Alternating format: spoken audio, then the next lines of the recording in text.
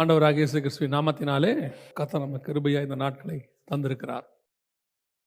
இன்னைக்கு நம்ம எதை பற்றி பார்க்க போகிறோம், எதை விஷயத்தை பார்க்க போகிறோம் அப்படின்னு சொன்னால், கடைசி காலத்தில் திருச்சபை சந்திக்கக்கூடிய பிரச்சனைகள் அப்படின்னு சொல்லி அதை பற்றி தான் நம்ம பார்க்க போகிறோம். அதுக்கு ஒரு ஆதார வசனத்தையும் நம்ம எடுத்துப்போம். அப்போஸ்தலர் நடபடிகள் 20ஆம் அதிகாரம் 29, 30. நான் போன பின்பு மந்தையை தப்பவிடாத கொடிதான ஓநாய்கள் உங்களுக்குள்ளே வரும். உங்களிலும் சிலர் எழும்பி சீஷர்களை தங்களிடத்தில் இழுத்து கொள்ளும்படி மாறுபாடானவைகளை போதிப்பார்கள் என்று அறிந்திருக்கிறேன். இந்த வசனத்தை பார்க்க போகிறோம். நம் கண்களை மூடுவோம். நல்ல தகப்பனே, சர்வ வல்லமையுள்ள எங்கள் ஆண்டவரே, இந்த அருமையான நேரத்திற்காக உமக்கு ஸ்தோத்திரம். ஆண்டவரே, உம்முடைய வசனத்தை தியானிக்கும்படி, அதில் நாங்கள் ஆண்டவரை ஆராய்ந்து பார்க்கும்படி நீர் பாராட்டி கொடுத்த எங்களுக்கு தயவுக்காக உமக்கு ஸ்தோத்திரம். இந்த கடைசி காலத்தில் உடைய வசனத்துக்கு ஒரு கூட்டத்தை நீர் உருவாக்குகிறதுக்காக உமக்கு நன்றி. ஆண்டவரே, மகத்துவமுள்ள உம்முடைய வார்த்தைகள் எங்கள் மத்தியிலே வரட்டும். அவைகளை நாங்கள் ஆவலாய் உட்கொள்ள கர்த்தர் எங்களுக்கு கிருபை பாராட்டும். ஆண்டவரே, எங்களுடைய ஆவிக்குரிய வாழ்க்கையின் மிகப்பெரிய பொக்கிஷமாகிய உம்முடைய வசனம் எங்களுக்குள்ளே கிரியை செய்யட்டும். ஆண்டவரே, எங்களை பலப்படுத்தட்டும். எங்கள் மத்தியில் பெரிய காரியங்களை செய்யட்டும். கேட்கிற ஒவ்வொருத்தரும் புரிந்து கொள்ளத்தக்கதாய் ஆவியானவர் பேசுவீராக, ஈடுபடுவீராக. எங்கள் ஆண்டவர் இயேசுவின் நாமத்தில் பிதாவே, ஆமென். நாம் இந்த வசனத்தின் அடிப்படையிலிருந்து நாம் இன்னைக்கு பார்க்கலாம். பொதுவாக சபைக்கு உபத்திரவம் என்பது இந்த கடைசி காலத்தில் மட்டுமல்ல, எல்லா காலத்திலும் இருக்குது. அதாவது சபை உபத்திரவத்தில் தான் ஆரம்பிச்சிச்சே. இப்போ நம்முடைய ஆண்டவர் கல்வாரியில் தான் சபை ஆரம்பிக்குது. நம்முடைய ஆண்டவருடைய விழாவில் தான் குத்துறாங்க. அது ஒரு ஞானார்த்தம் என்னென்னா, ஏன் விழாவில் குத்தப்பட்டதுன்னா, அங்கே தான் மணவாட்டி சபையை ஆண்டவர் எடுக்கிறார். முதலாம் ஆதாமுடைய விழாவில் குத்தி ஏவாளை எடுத்தது போல இயேசு கிறிஸ்துனுடைய விழாவில் குத்தும் போது புதிய ஏற்பாடு சபை பிறக்கிறது. அங்கே தான் ஆண்டவர் எடுக்கிறாரு. ஸோ நம்முடைய புதிய ஏற்பாட்டு சபை ஆரம்பிக்கும் போதே உபத்திரவத்தில் ஆரம்பிக்குது. இப்போ ஆதாமுடைய ஆரம்பம் மகிழ்ச்சி, ஏதேன்னா மகிழ்ச்சின்னு அர்த்தம். இயேசுடைய ஆரம்பம் கெத்சமனே. கெத்சமனே அப்படின்னு சொன்னால் ஆலையில் ஒலிவ பழம் பிழிகிற இடம்னு அர்த்தம். பிழிகிற மாதிரி அங்கே அவர் பிழிகிறாங்க, அதனால தான் அவர் அங்கே போனார். ஸோ நம்மளது ஆரம்பமே உபத்திரவத்தில் தான் ஆரம்பிக்கிறோம். ஸோ இந்த உபத்திரவம் என்பது சபைக்கான கடைசி கால அடையாளமா அப்படின்னு கேட்டிங்கன்னா, அது அல்ல அடையாளம். கடைசி காலத்தில் சபை எல்லா காலத்திலும் உபத்திரவத்தை சந்திருக்குது. முதல்ல ஆரம்பத்தில் இயேசு கிறிஸ்துவுக்கு, அப்புறம் அப்போஸ்தலர்களுக்கு, அப்புறம் ரோமர்கள் கையில், அதுக்கப்புறம் 10 ரோம ராஜாக்கள் கையில், வெரி ஒர்ஸ்ட் டேஸ் அதெல்லாம். அதற்கு பிறகு பார்ப்பரசர் கையில், அதற்கு பிறகு கம்யூனிசம், நாசிசம், ஃபாசிசம், மற்ற மதங்கள், இப்படி எல்லாத்தையும் சந்தித்து நம்ம இப்போ வந்திருக்கிறோம். ஸோ உபத்திரவம் என்பது சபைக்கு புதிதானவைகள் அல்ல. கடைசி காலத்தில் என்ன வரும் அப்படின்னு கேட்டால், இப்போது ஆன்டி கிரைஸ்டோடைய பீரியட் அப்படின்னு நம்ம சொல்கிறோம் இல்லையா. இந்த ஆன்டி கிரைஸ்டோடைய 7 ஆண்டு கால உபத்திரவ காலம் அப்படின்னு எல்லாரும் என்ன நினைக்கிறாங்கன்னா, அந்த உபத்திரவம் என்பது சரீர பிரகாரமான உபத்திரவத்தை குறித்து தான் நம்ம பேசுகிறோம்னு நினைக்கிறாங்க. சரீர பிரகாரமான உபத்திரவத்தில் சபை நிற்கும், ஸ்ட்ராங்காக நிற்கும். அடிக்க அடிக்க தான் சபை ஸ்ட்ராங் ஆகும். அதனால் அந்த உபத்திரவத்தை குறித்து அங்கே சொல்லப்படவே இல்லை. சரீர பிரகாரமாயும் உபத்திரவம் இருக்கும். ஆனால் அங்கே சொல்லப்படுகிறது ஆவிக்குரிய உபத்திரவம் தான் நமக்கு. இப்போ நீங்கள் 7 சபைகளுக்கு எழுதும் போது கூட பார்த்தீங்கன்னா, ஒவ்வொரு சபைக்கும் ஒரு ஸ்பிரிச்சுவல் ட்ரிபுலேஷன் இருக்குது. அதை பற்றி தான் ஆண்டவர் அதிகமாக எழுதுறார். இப்போ இந்த இடத்துல பவுல் சொல்கிறார் இல்லையா, நான் போகிறேன், மந்தையை தப்ப விடாத ஓநாய்கள் வரும். மந்தைங்கிறது சபை, சபையை தப்ப விடாத ஓநாய்கள். ஓநாய் என்பதற்கு என்ன விளக்கம்னா, கள்ள உபதேசம், டாக்ட்ரினல் வைஸ். ஸோ சபைகளுக்கு இருக்கிறதுலேயே மிகப்பெரியதான ஒரு பிரச்சனை என்ன அப்படின்னு கேட்டால், இந்த டாக்ட்ரின், உபதேசம். எனக்கு ஆரம்பத்தில் எங்கள் ஊழியர்கள் சொல்லி கொடுத்தது என்னென்னா, எதில் விழுந்தவனையும் தூக்க முடியும், உபதேசத்தில் விழுந்தவனை தூக்க முடியாது அப்படின்னு சொல்லுவாங்க. இந்த உபதேசம் என்பது ஒரு விதமான பிசாசினுடைய தந்திரம், பிசாசினுடைய மிகப்பெரிய தந்திரம். இப்போது ஆண்டவர் ஒரு உபதேசத்தை ஏதேனில் கொடுக்குறார், ஒரு பிரமாணம். என்ன பிரமாணம்? இது நீ சாப்பிடாத அப்படிங்கிறது பிரமாணம். மற்றதை சாப்பிடு, அது பிரமாணம். இப்போ ஆதாம் எதை சாப்பிட வேணான்னு ஆண்டவர் சொன்னாரோ அதை சாப்பிட்டாரு. ஏன் சாப்பிட்டாரு? சர்பத்தினுடைய உபதேசம். புசிக்கும் நாளே நீ சாகவே சாவதில்லை அப்படின்னு அவன் சொன்னான். அந்த உபதேசத்துக்கு அவர் கீழ்ப்படுகிறாரு. முதல் சபை வீழ்ச்சி அடைகிறது. ஸோ இதான் விஷயம். அதே மாதிரி தான் இன்னைக்கும் சபைக்குள்ள உபதேசம் வரும், பக்க வழியாய் நுழையும். இப்போ இவர் இங்கே பவுல் என்ன எழுதுறாரு பாருங்க, உங்களிலும் சிலர் எழும்பி சீஷர்களை தங்களிடத்தில் இழுத்து கொள்ளும்படி மாறுபாடானவைகளை போதிப்பார்கள் என்று நான் அறிந்திருக்கிறேன். பக்க வழியாய் உள்ளே நுழைகிறவங்கன்னு கொஞ்சம் பேர் இருக்கிறாங்க. கடைசி காலத்தில் இப்படி கள்ள போதகர்கள் பக்க வழியாய் நுழைவார்கள் அப்படின்னு வசனம் சொல்லுது. இப்போ சபைக்குரிய உபதேச கோளாறுகள் என்ன, பிரச்சனைகள் என்ன அப்படின்னு கேட்டால், இப்போ சரியான உபதேசத்துக்கு அகைன்ஸ்டாக நிறைய உபதேசங்கள் இருக்கு. வெளியரங்கமாக நமக்கு தெரிஞ்ச நிறைய உபதேசங்கள் இருக்கு. உதாரணமாக ஒன்லி ஜீசஸ் அப்படின்னு சொல்லுவாங்க. அதாவது கிறிஸ்து மட்டுமே பிதாவையும் பரிசுத்த ஆவியானவரையும் ஏற்றுக்கொள்ளாதவர்கள், அது ஒரு உபதேசம். இன்னொரு உபதேசம் இருக்கு, ஜெகோவா விட்னஸ். அவர்கள் என்ன செய்வாங்க அப்படின்னா, கிறிஸ்துவை தேவன் என்று ஏற்றுக்கொள்ள மாட்டார்கள். குமாரன்னு கூட ஒத்துப்பாங்க, தேவன் என்று ஒத்துக்கொள்ள மாட்டாங்க. இப்போ இன்னொன்று இருக்கு, அந்த பேர் எனக்கு கொஞ்சம் ஞாபகத்தில் இல்லை. அப்போ ரீசெண்டாக என்னை சந்திக்க வந்தாங்க. அவங்க யாருன்னு கேட்டிங்கன்னா, பரிசுத்த ஆவியானவர் சபை. அவங்க என்ன சொல்கிறாங்கன்னா, பிதாவும் குமாரனும் இப்போ பரலோகத்தில் இருக்காங்க, இப்போ அவங்க இங்கே கிடையாது, இங்கே வெறும் பரிசுத்த ஆவியானவர் தான் இருக்கிறார் அப்படின்னு ஒரு உபதேசம் இருக்கு. ஸோ இந்த மாதிரி இதெல்லாம் வெளியரங்கமாக நமக்கு தெரிஞ்ச உபதேசங்கள். மார்மன்ஸ் இருக்காங்க, அப்புறம் இந்த மாதிரி நிறைய உபதேசங்கள் நமக்கு தெரிஞ்சது இருக்குது. இப்போ நமக்கு தெரியாத சில உபதேசங்களை இப்போ தான் நம்ம இன்னைக்கு பார்க்க போகிறோம். பைபிளில் கொடுத்துருக்கிற உபதேசம் அது சபைக்கு வரும்னு பைபிள் சொல்லுது, அதை தான் நம்ம இன்னைக்கு பார்க்க போகிறோம். இந்த கடைசி காலத்தில் சபைக்கு இருக்கக்கூடிய பிரச்சனைகள் அப்படின்னு கேட்டிங்கன்னா நிறைய பிரச்சனை இருக்குது. இப்பவும் சொல்கிறேன், சபைக்கு நிறைய பிரச்சனைகள் இருக்குது. இப்போ உதாரணமாக தீமோத்தேயுவுக்கு எழுதும்போது கடைசி காலத்தில் சபைக்கு விரோதமாக எழும்பி வருகிறவர்கள் எப்படி இருப்பாங்கன்னு சொல்லி 2 தீமோத்தேயுவின் புஸ்தகத்தில் 3ஆம் அதிகாரம் 1-2 அவர் சொல்கிறார். மேலும் கடைசி நாட்களில் கொடிய காலங்கள் வரும் என்று அறிவாயாக, எப்படியும் மனுஷர்கள் தற்பிரியராயும். இந்த 2, 3, 4, 5 வசனத்தில் இருக்கிறத நீங்கள் அப்புறமா படிச்சு பாருங்க. இன்னைக்கு இதை வச்சுட்டு நீங்கள் ஒரு தனி பைபிள் ஸ்டடியே எடுக்கலாம் ஒரு வருஷத்துக்கு. இப்போ நீங்கள் இதில் வச்சுக்கிட்டு அப்படியே தனி பைபிள் ஸ்டடி எடுக்கலாம். அதாவது 2 தீமோத்தேயு 3, 1, 2, 3, 4, 5 வசனத்தை வச்சுக்கிட்டு எல்லாம் அப்படியே பர்ஃபெக்டாக இருக்கும். தற்பிரியம் அப்படின்னா உங்களுக்கு புரிகிற மாதிரி சொல்லணும்னா செல்ஃபி, தனக்குத்தானே பிரியம், எல்லா கோணத்தில் எடுக்கிறது. அதுக்கடுத்து பணப்பிரியராய், அதை பற்றிலாம் உங்களுக்கு சொல்லவே வேண்டாம். ஸோ நான் இதெல்லாம் உங்களுக்கு சொல்ல விரும்பாமல், மிக முக்கியமாக சபைக்கு சொல்லப்படுகிற பிரச்சனை என்ன, மந்தையை தப்ப விடாத ஓநாய்கள் வரும் என்று வேதம் சொல்லுது. அந்த மந்தையை தப்ப விடாத ஓநாய்கள் என்ன அப்படின்னு பார்த்தா, 7 சபைகள் இருக்கு வெளிப்படுத்தின விசேஷம் 2ஆம் அதிகாரம் 3ஆம் அதிகாரத்தில். இந்த குறிப்பாக 7 சபைகளில் 3 விதமான உபதேச கோளாறுகளை குறித்து கர்த்தர் பேசுகிறார். சபைக்கு விரோதமாக எழும்பி வரும் அப்படின்னு சொல்லி பேசுகிறார். அந்த 3 விதமான உபதேசங்களை குறித்து தான் நான் உங்கள் மத்தியில் இன்னைக்கு சொல்ல வேண்டும் என்று சொல்லி நான் விரும்புகிறேன். என்ன 3 விதமான உபதேசம், எதை பற்றி அப்படின்னு கேட்டீங்கன்னு சொன்னால், முதலாவது வெளிப்படுத்தின விசேஷம் 2ஆம் அதிகாரம் 6வது வசனம். நான் வெறுக்கிற நிக்கோலாய் மதஸ்தாரின் கிரியைகளை நீயும் வெறுக்கிறாய், இது உன்னிடத்தில் உண்டு. எபேசு சபை நிக்கோலாய் மதஸ்தார் அப்படின்னு சொல்லக்கூடிய நிக்கோலாய் மதஸ்தாரோடைய உபதேசத்தை அது வெறுக்கிறது, கிரியைகளை.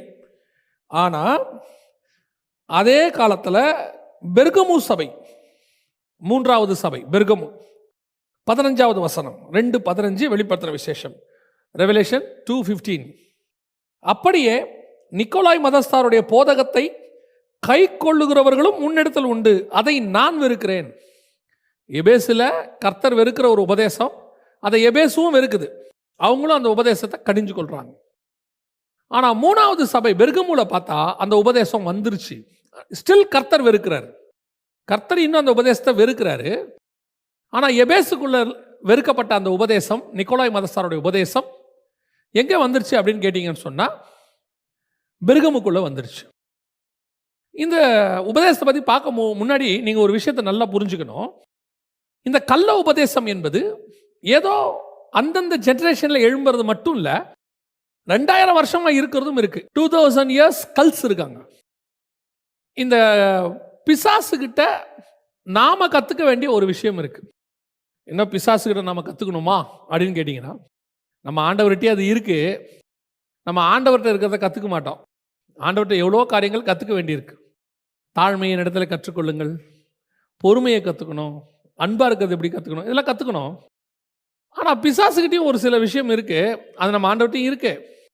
அதில் என்னன்னு கேட்டிங்கன்னா, இந்த ஆத்மாவை மோசம் போக்குறதுக்கு அல்லது அந்த ஆத்மாவை நரகத்துக்கு கூட்டிட்டு போறதுக்கு அவன் எடுக்கிறதான முயற்சி.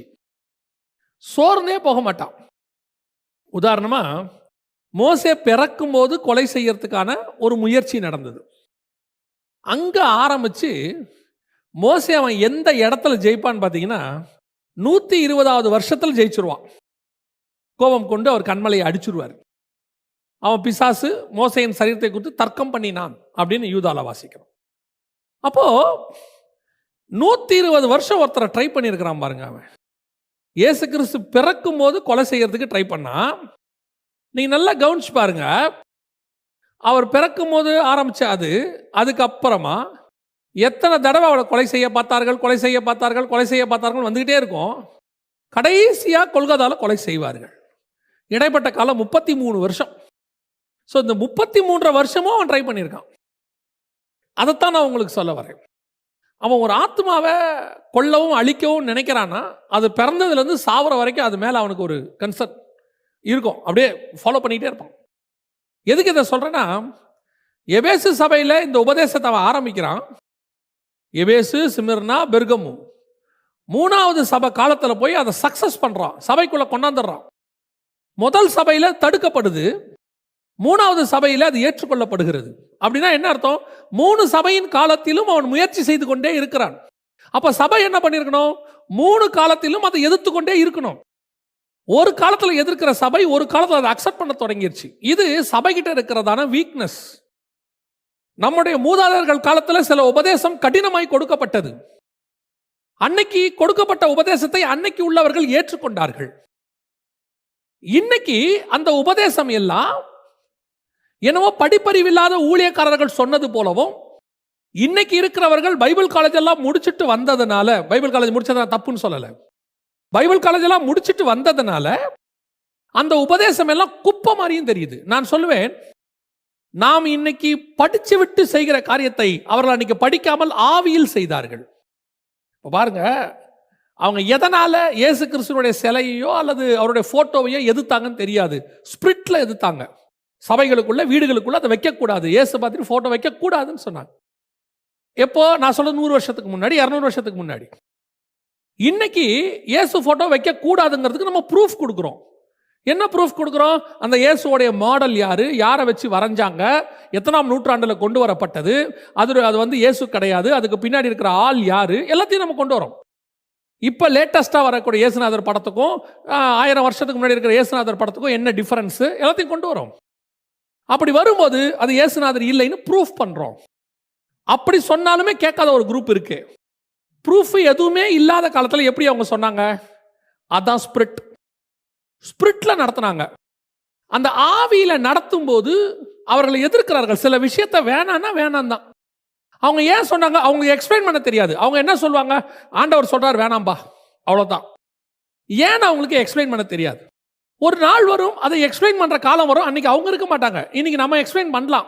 நான் சொல்றது வெறும் இயேசுநாதர் போட்டோ மட்டும் இல்ல, உபதேசத்தை சொல்றேன். அப்ப சபை என்ன செய்து? அவங்க சொல்லக்கூடிய உபதேசத்தை அடுத்த காலகட்டத்தில் ஏற்றுக்கொள்ள மறுக்கிறது. அவங்களாம் வந்துட்டு சும்மா ஃபெனடிக்ஸ் மாதிரி பேசுறாங்க, அப்படி பண்றாங்க, இப்படி பண்றாங்க. இல்ல, அவங்க சொன்னதுக்கு பின்னாடி ஒரு ஸ்பிரிச்சுவல் ரீசன் இருக்கு. அதை நாம தொடர்ந்து கடைபிடிக்கணும். நம்ம தொடர்ந்து படிப்பு வரும்போது நம்முடைய வேலை என்னன்னா, அவங்க சொன்னதை மீடியா வைஸ் அல்லது அகாடமிக் சைட்ல நம்ம ஸ்ட்ராங் பண்ணணுமே ஒழிய அதை எதிர்க்க கூடாது, அதை உடைக்க கூடாது. அவங்க ஏன் சொன்னாங்கன்றத நம்ம என்ன செய்யணும்? இன்னைக்கு நமக்கு நாலேஜ் கிடைக்கும் போது அதை வச்சு ப்ரூஃப் பண்றதுக்கு தான் நாலேஜே ஒழிய, அவங்க சொன்னதெல்லாம் தப்பு அப்படின்னு தூக்கி போடுறதுக்கு பேர் நாலேஜ் கிடையாது. அவங்க ஏன் சொன்னாங்க ஸ்பிரிச்சுவலிங்கிறத நம்ம புரிஞ்சுக்கணும். நமக்கு முன்னாடி உள்ள பரிசுத்தவான்கள் சொன்னவைகளில் பெரும்பான்மையானவைகள் 100% ஸ்பிரிச்சுவல். அதை நம்ம அப்படியே பொக்கிஷ மாதிரி எடுக்கணும். இன்னைக்கு நமக்கு அது முடியலன்றதுனால அது தப்பு கிடையாது. நான் முடியலன்னு ஒத்துக்கணும். ஒருவேளை ஒரு தெய்வீக சுகத்தை எடுத்துக்கோங்க. தெய்வீக சுகம் என்பது 100% இன்னைக்கும் சாத்தியம். என்னால முடியலன்னு வச்சுப்போம், ஆனா அது இல்லைன்னு ஆயிடாது. அப்படி தெய்வீக சுகத்துக்கு காத்திருக்கிறவனை பைத்தியக்காரன்னு சொல்லக்கூடாது. அவர் பைத்தியக்கார மாதிரி தெய்வீக சுகத்துக்கு காத்திருக்கிறார் இல்ல, அது அவருக்கு அவருடைய விசுவாசத்தின் அளவுக்கு தக்கதானது. அவர் செய்யறாரு. சக்சஸ் பண்ணவங்க இருக்கிறாங்களே, பைபிள்லயும் இருக்கிறாங்க, நம்ம காலத்திலும் இருக்கிறாங்க. நம்மளால முடியல. நாம என்ன செய்யணும்? ஒத்துக்கணும், அவ்வளவுதான். நாம அந்த அளவுக்கு ஃபெய்த்ல இல்லைங்க. அவங்க இருக்கிறாங்க, சோத்திரம், அவ்வளவுதான். ஆனா அது இருக்கு. ஏன்னா ஆண்டவர் சொல்லி இருக்கிறார். அந்த மாதிரி அது ஒரு உதாரணம். அந்த மாதிரி உபதேசமும் இப்ப எப்படி பிசாசு பாருங்க, ஒரு உபதேசத்தை எப்படி பிடிச்சிக்கிட்டே வராம பாருங்க. இது மட்டும் இல்ல, பழைய ஏற்பாட்டுல இருந்து பிடிச்சிக்கிட்டு வருவான். பழைய ஏற்பாட்டுல பாபேல்ல அவங்க என்ன உபதேசத்தை ஃபாலோ பண்ணாங்களோ அந்த உபதேசத்தை இன்னைக்கு வரைக்கும் அவன் ஃபாலோ பண்றான். பாபிலோனியன் பேகன் வர்ஷிப் இன்னைக்கும் இருக்கு. ஆண்டவரே சொல்றாரு, சகல அருவருப்புகளுக்கும் வேசித்தனங்களுக்கும் தாய் எது? மகா பாபிலோன் ரகசியம் 17:5 ரெவலேஷன். அப்போ மோர் தென் 4000 இயர்ஸ் அவன் அந்த டாக்டரினை கொண்டு வரான் பாருங்க. அந்த பொறுமையும் அந்த காரியமும் சபைக்கு இருக்கணும். நம்முடைய முற்பிதாக்கள் நமக்கு சொல்லிக் கொடுத்த, அப்போஸ்தலர்கள் சொல்லிக் கொடுத்த உபதேசத்தை கொண்டாடணும். அதெல்லாம் சாத்தியம் இல்லை இந்த காலத்துக்கு. அதெல்லாம் இல்லை. மாடர்னைஸ் சர்ச்னு வந்துட்டா டாக்டரின் அப்போஸ்தலர் டாக்டரின் தான். இது நீ எவ்வளோ மாடர்னா வேணா சர்ச்சில் வச்சுக்கோங்க. மால் மாதிரி கட்டுங்க, ஆடிட்டோரியம் மாதிரி கட்டுங்க, இல்லை நீங்கள் சினிமா தியேட்டர் மாதிரி கூட கட்டுங்க. ஆனால் உபதேசம் 2000 வருஷம் பழசு. அப்போஸ்தலர் உபதேசம் தான். நீங்கள் எவ்வளோ மாடர்னைஸ்டு சர்ச்சாக இருந்தாலும், எவ்வளவு மாடர்னிஸ்ட் எக்யூப்மெண்ட்ஸ் உங்களுக்குள்ள இருந்தாலும், டாக்டரின் வெரி வெரி வெரி ஓல்டு டாக்டரின். அதை மாற்றவே முடியாது, மாற்றவும் கூடாது. அதுதான் அப்போஸ்தலர் உபதேசம். அப்போ அந்த அப்போஸ்தலர் உபதேசத்துக்கு அகைன்ஸ்டா கொண்டு வரப்படும் போது நாம் அதை எதிர்க்கிறதுக்கு ரெடியா இருக்கணும் எல்லா காலத்திலும். இப்போ ஃபர்ஸ்ட் 2ஆம் அதிகாரத்தில் நம்ம வாசிச்சோம் இல்லையா, நிக்கோலாய் மதஸ்தாருடைய உபதேசம். இந்த நிக்கோலாய் மதஸ்தார் யார்? இவங்களை பற்றி எங்கே சொல்லப்பட்டிருக்கு? இது என்ன சொல்லப்பட்டிருக்கு அப்படின்னா, நிக்கோலாய் அப்படின்னா விக்டரி ஓவர் த பீப்புள் அப்படின்னு அர்த்தம். அது வந்து கிரேக்க வார்த்தை. நிக்கோலாஸ், நிக்கோலாய் அப்படின்னு சொல்லுவாங்க. Victory over the people, victory the people அப்படின்னு சொல்லுவாங்க. மக்களை ஜெயிப்பது அப்படின்னு அர்த்தம். இது எங்கேருந்து வந்திருக்க கூடும் அப்படின்னு சொல்லி ஒரு எதிர்பார்ப்பு இருக்கு. இங்கிருந்தா வந்திருக்கலாம், உபதேசம் இருக்கு, பட் எங்கிருந்து வந்துச்சு அப்படிங்கிறதுக்கு அவங்க எல்லாரும் என்ன செய்யறாங்கன்னா ஒரு ப்ரூஃப் கொடுக்குறாங்க, இங்கிருந்து வந்திருக்கலாம் அப்படின்னு சொல்லி. எங்க அப்படின்னு கேட்டால், அப்போஸ்தலர் நடபடிகள் 6ஆம் அதிகாரத்தில் 4-5 வசனத்தில் அப்போஸ்தலர்கள் என்ன செய்யறாங்க, பந்தி விசாரிப்புக்கும் மற்ற காரியத்துக்கும் சில சகோதரர்களை அவங்க என்ன செய்யறாங்க, செலக்ட் பண்ணிக்க சொல்றாங்க. இந்த யோசனை 5வது வசனம், சபையார் எல்லாருக்கும் பிரியமாயிருந்தது அப்படின்னு இருக்கு. கர்த்தருக்கு இல்லை, அதான் முக்கியம். இது கர்த்தருடைய திட்டம் கிடையாது. கர்த்தர் இந்த திட்டத்தை பண்ண சொல்லலை. இப்ப நல்லா கவனிச்சுக்கொள்ளுங்க. இந்த யோசனை சபையார் எல்லாருக்கும் பிரியமாயிருந்தது.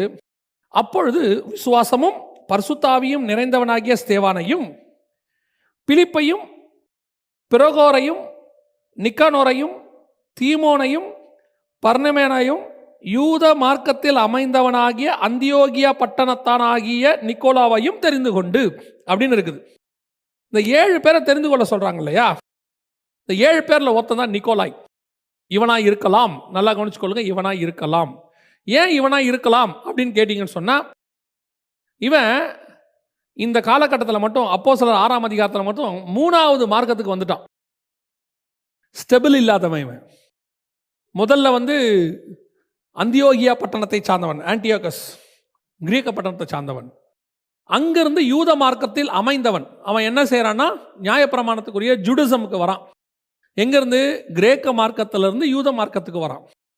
இப்போ 3வது அப்போஸ்தலர் உபதேசம் வரும்போது யூத மார்க்கத்திலிருந்து அப்போஸ்தலர் உபதேசத்துக்குள்ள அவன் கடந்து வரான். யூத மார்க்கத்தில் அமைந்தவனான அந்தியோகியா பட்டணத்தானாகிய நிக்கோலாவையும் தெரிந்து கொண்டு அப்படின்னு சொல்றாங்க. ஸோ இவன் இந்த மாதிரி மார்க்கம் மாறிக்கிட்டே இருக்கிறான். கிரேக்க மார்க்கத்திலிருந்து யூத மார்க்கம், யூத மார்க்கத்திலிருந்து அப்போஸ்தலர் உபதேசம், இப்படி மாறி மாறி வரதுனால மேபி இவனா இருக்கலாம். ஏன்னா இப்போ அடுத்த பிரச்சனை வருது, உபதேச பிரச்சனை தான் வருது. ஆதி திருச்சபையில் இருக்கு எபேசு சபையின் காலம் என்பது அப்போஸ்தலருடைய காலம். ஸோ அந்த காலத்தில் தான் இருக்கு. ஸோ மேபி இவனா இருக்கலாம் அப்படின்னு சொல்றாங்க. சரி, இந்த உபதேசக்காரங்கிட்ட என்ன இருக்கு அப்படின்னு சொல்லி நீங்க போய் பார்த்தீங்கன்னு சொன்னா, இவங்களை பற்றினதான சில குறிப்புகள் வந்து நமக்கு வலைத்தளத்தில் கிடைக்குது. அதில் மிக முக்கியமாக 3 காரியங்கள் அவங்களை பற்றி கொடுக்கப்பட்டிருக்கிறது. ஒன்று, நியாயப்பிரமாணத்தை அப்படியே ஃபாலோ பண்ணக்கூடியதான இங்கே கொண்டு வந்து, இந்த பிரச்சனை வந்து ஆதி திருச்சபையில் ரொம்ப இருந்துச்சு, நீங்க பார்த்துருப்பீங்க. அதாவது பேதுரு வந்து நியாயப்பிரமாணத்துக்கும் இந்த சுயாதீன பிரமாணத்துக்கும் போராடுவார். 2த்துக்கும் நடுவில் இருந்துட்டு மாட்டிட்டு முழிப்பார். யூதர்கள் வரும்போது நியாயப்பிரமாணம் மாதிரி நடந்துப்பார். யூதர்கள் இல்லாத போது போயிட்டு புறஜாதியர் உட்காந்து சாப்பிடுவார். அவங்க வந்தோடனே ஏந்திரிச்சிருவாரு. இந்த பிரச்சனை போயிட்டே இருக்கும். இந்த பிரச்சனை பவுலுக்கும் இருக்கு. பவுலும் பார்த்தீங்கன்னா புறஜாதியார்கிட்ட போய் ஊழியத்தை முடிச்சுட்டு வரும்போது அவரை என்ன சொல்லிடுவாங்க, இவர் புறஜாதியாரா மாறிட்டாரு, ஊருக்குள்ளே விடாத தேவாலயத்துக்குள்ளே விடாருன்னா அவரும் போய் அங்கே போய் என்ன பண்ணுவார், எல்லாரும் மாதிரியும் பணத்தை கட்டி எல்லாம் செய்வார். ஸோ அவருக்கும் அந்த பிரச்சனை இருந்துச்சு. அன்னைக்கு இந்த ஃபர்ஸ்ட் செஞ்சுரியில் இது ஒரு பெரிய பிரச்சனை. யூத மார்க்கமும் அப்போஸ்தல உபதேசமும் போட்டு ரெண்டும் இழுபறியாக இருந்த காலகட்டம். அப்போ அந்த காலத்தில் இப்போ என்ன பண்ணாங்க, நிறைய பேர் அப்படியே நியாயப்பிரமாணத்தை இந்த அப்போஸ்தல உபதேசத்துக்குள்ளே மிக்ஸ் பண்ணி இதை வந்து ஒரு ரிவைஸ்டு வேர்ஷனாக மாற்ற விரும்பினாங்க. அதை தான் பவுல் ரோமருக்கு எழுதின நிருபத்தில் ஒட்டைக்கிறாரு. நியாயப்பிரமாணம் வந்து உன்னை எதுவுமே செய்யாது, நியாயப்பிரமாணம் முடிஞ்சு போச்சுப்பாரு. நியாயப்பிரமாணத்தினால ஒரு பிரயோஜனம் இல்லை, நியாயப்பிரமாணம் இருந்ததுனால நான் பாவம் என்னன்னு தெரிஞ்சுக்கிட்டே ஒழிய அது எனக்கு மீட்பை கொடுக்கல. நியாயப்பிரமாணம் எதுவும் கலாத்தியருக்கெல்லாம் எழுதும் போது நியாயப்பிரமாணத்தை அட்டமோஸ்ட் அடித்து உடச்சிருவார். அப்படி இருக்கும்போது இந்த நியாயப்பிரமாணத்தை உள்ளே கொண்டு வரணும். இன்னும் உங்களுக்கு நமக்கு இன்னைக்கு உள்ள காரங்களுக்கு புரியும்படி சொல்லணும்னா பழைய ஏற்பாட்டு ஆசீர்வாதங்களை நம்ம உள்ளே கொண்டு வரணும். இன்னைக்கு அந்த வசனம் எப்படி வந்துருச்சுன்னா, ஆபிரகாமின் ஆசீர்வாதங்கள் கிறிஸ்து இயேசுவுக்குள்ளாக ஆம் என்றும் ஆமென் என்றும் இருக்கு. இது எல்லாமே லிட்ரலியா அப்படின்னு கேட்டிங்கன்னா, New Testament is full of based on spiritually. நியூ டெஸ்ட்மெண்ட்ல உலக பிரகாரமான ஆசீர்வாதத்துக்கு எந்த விதமான ப்ரூஃபும் உங்களுக்கு கிடையாது. அப்போ உலக பிரகாரம் ஆசீர்வாதம் கிடையாதா? உலக பிரகாரம் ஆசீர்வாதம் பொருட்டே கிடையாது, அதுக்கான உபதேசமே தேவையில்லை அப்படின்னு அர்த்தம். ஏன், நீ ஸ்பிரிச்சுவல் பிளெஸ்ஸிங்கை நீ கான்சென்ட்ரேட் பண்ண ஆரம்பிச்சிட்டிங்கன்னா ஆட்டோமேட்டிக்காக வேர்ல்ட்லி பிளெஸ்ஸிங் அதோட கூட வந்துடும். இது நீங்கள் தனியாக ஒரு இது அதோடைய டெய்ல்னு வச்சுக்கோங்களேன். ஸ்பிரிச்சுவல் பிளெஸ்ஸிங்கோடைய வால் தான் இது. நீங்கள் போயிட்டே இருந்தால் அந்த வால் பின்னாடியே வரும். அது ஒன்றுமே செய்வானா. இப்போது 23ஆம் சங்கீதத்தை எடுத்துக்கோங்க. சங்கீதம் என்ன சொல்லுது? கர்த்தரன் மேய்ப்பராய் இருக்கிறார், நான் தாழ்ச்சி அடையேன், அவர் என்னை புல்லுள்ள இடங்களில் மேய்த்து அமர்ந்த தண்ணீரண்டையில் நடத்துகிறார். அப்போ கர்த்தர் நடத்துகிற பாதையில் நான் போயிட்டே இருப்பேன். சங்கீதம் எப்படி முடியுது? நன்மையும் கிருபையும் என்னை தொடரும். அப்படின்னா என்ன அர்த்தம்? அவர் காட்டுற பாதையில் நான் போயிட்டே இருப்பேன், நன்மையும் கிருபையும் என் பின்னாடி வந்துகிட்டே இருக்கும்னு அர்த்தம். ஆனால் இன்னைக்கு என்ன சொல்லி கொடுக்குறோம்?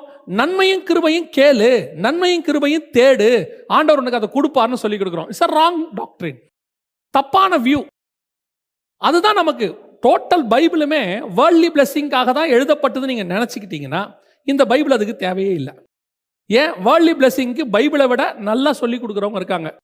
100 நாளில் கோடீஸ்வரன் ஆவது எப்படி, தொழிலதிபர் ஆவது எப்படி, கோடி கோடியை சம்பாதிப்பது எப்படி, எல்லாம் சொல்லிக் கொடுக்க ஆள் இருக்கு வெளியே.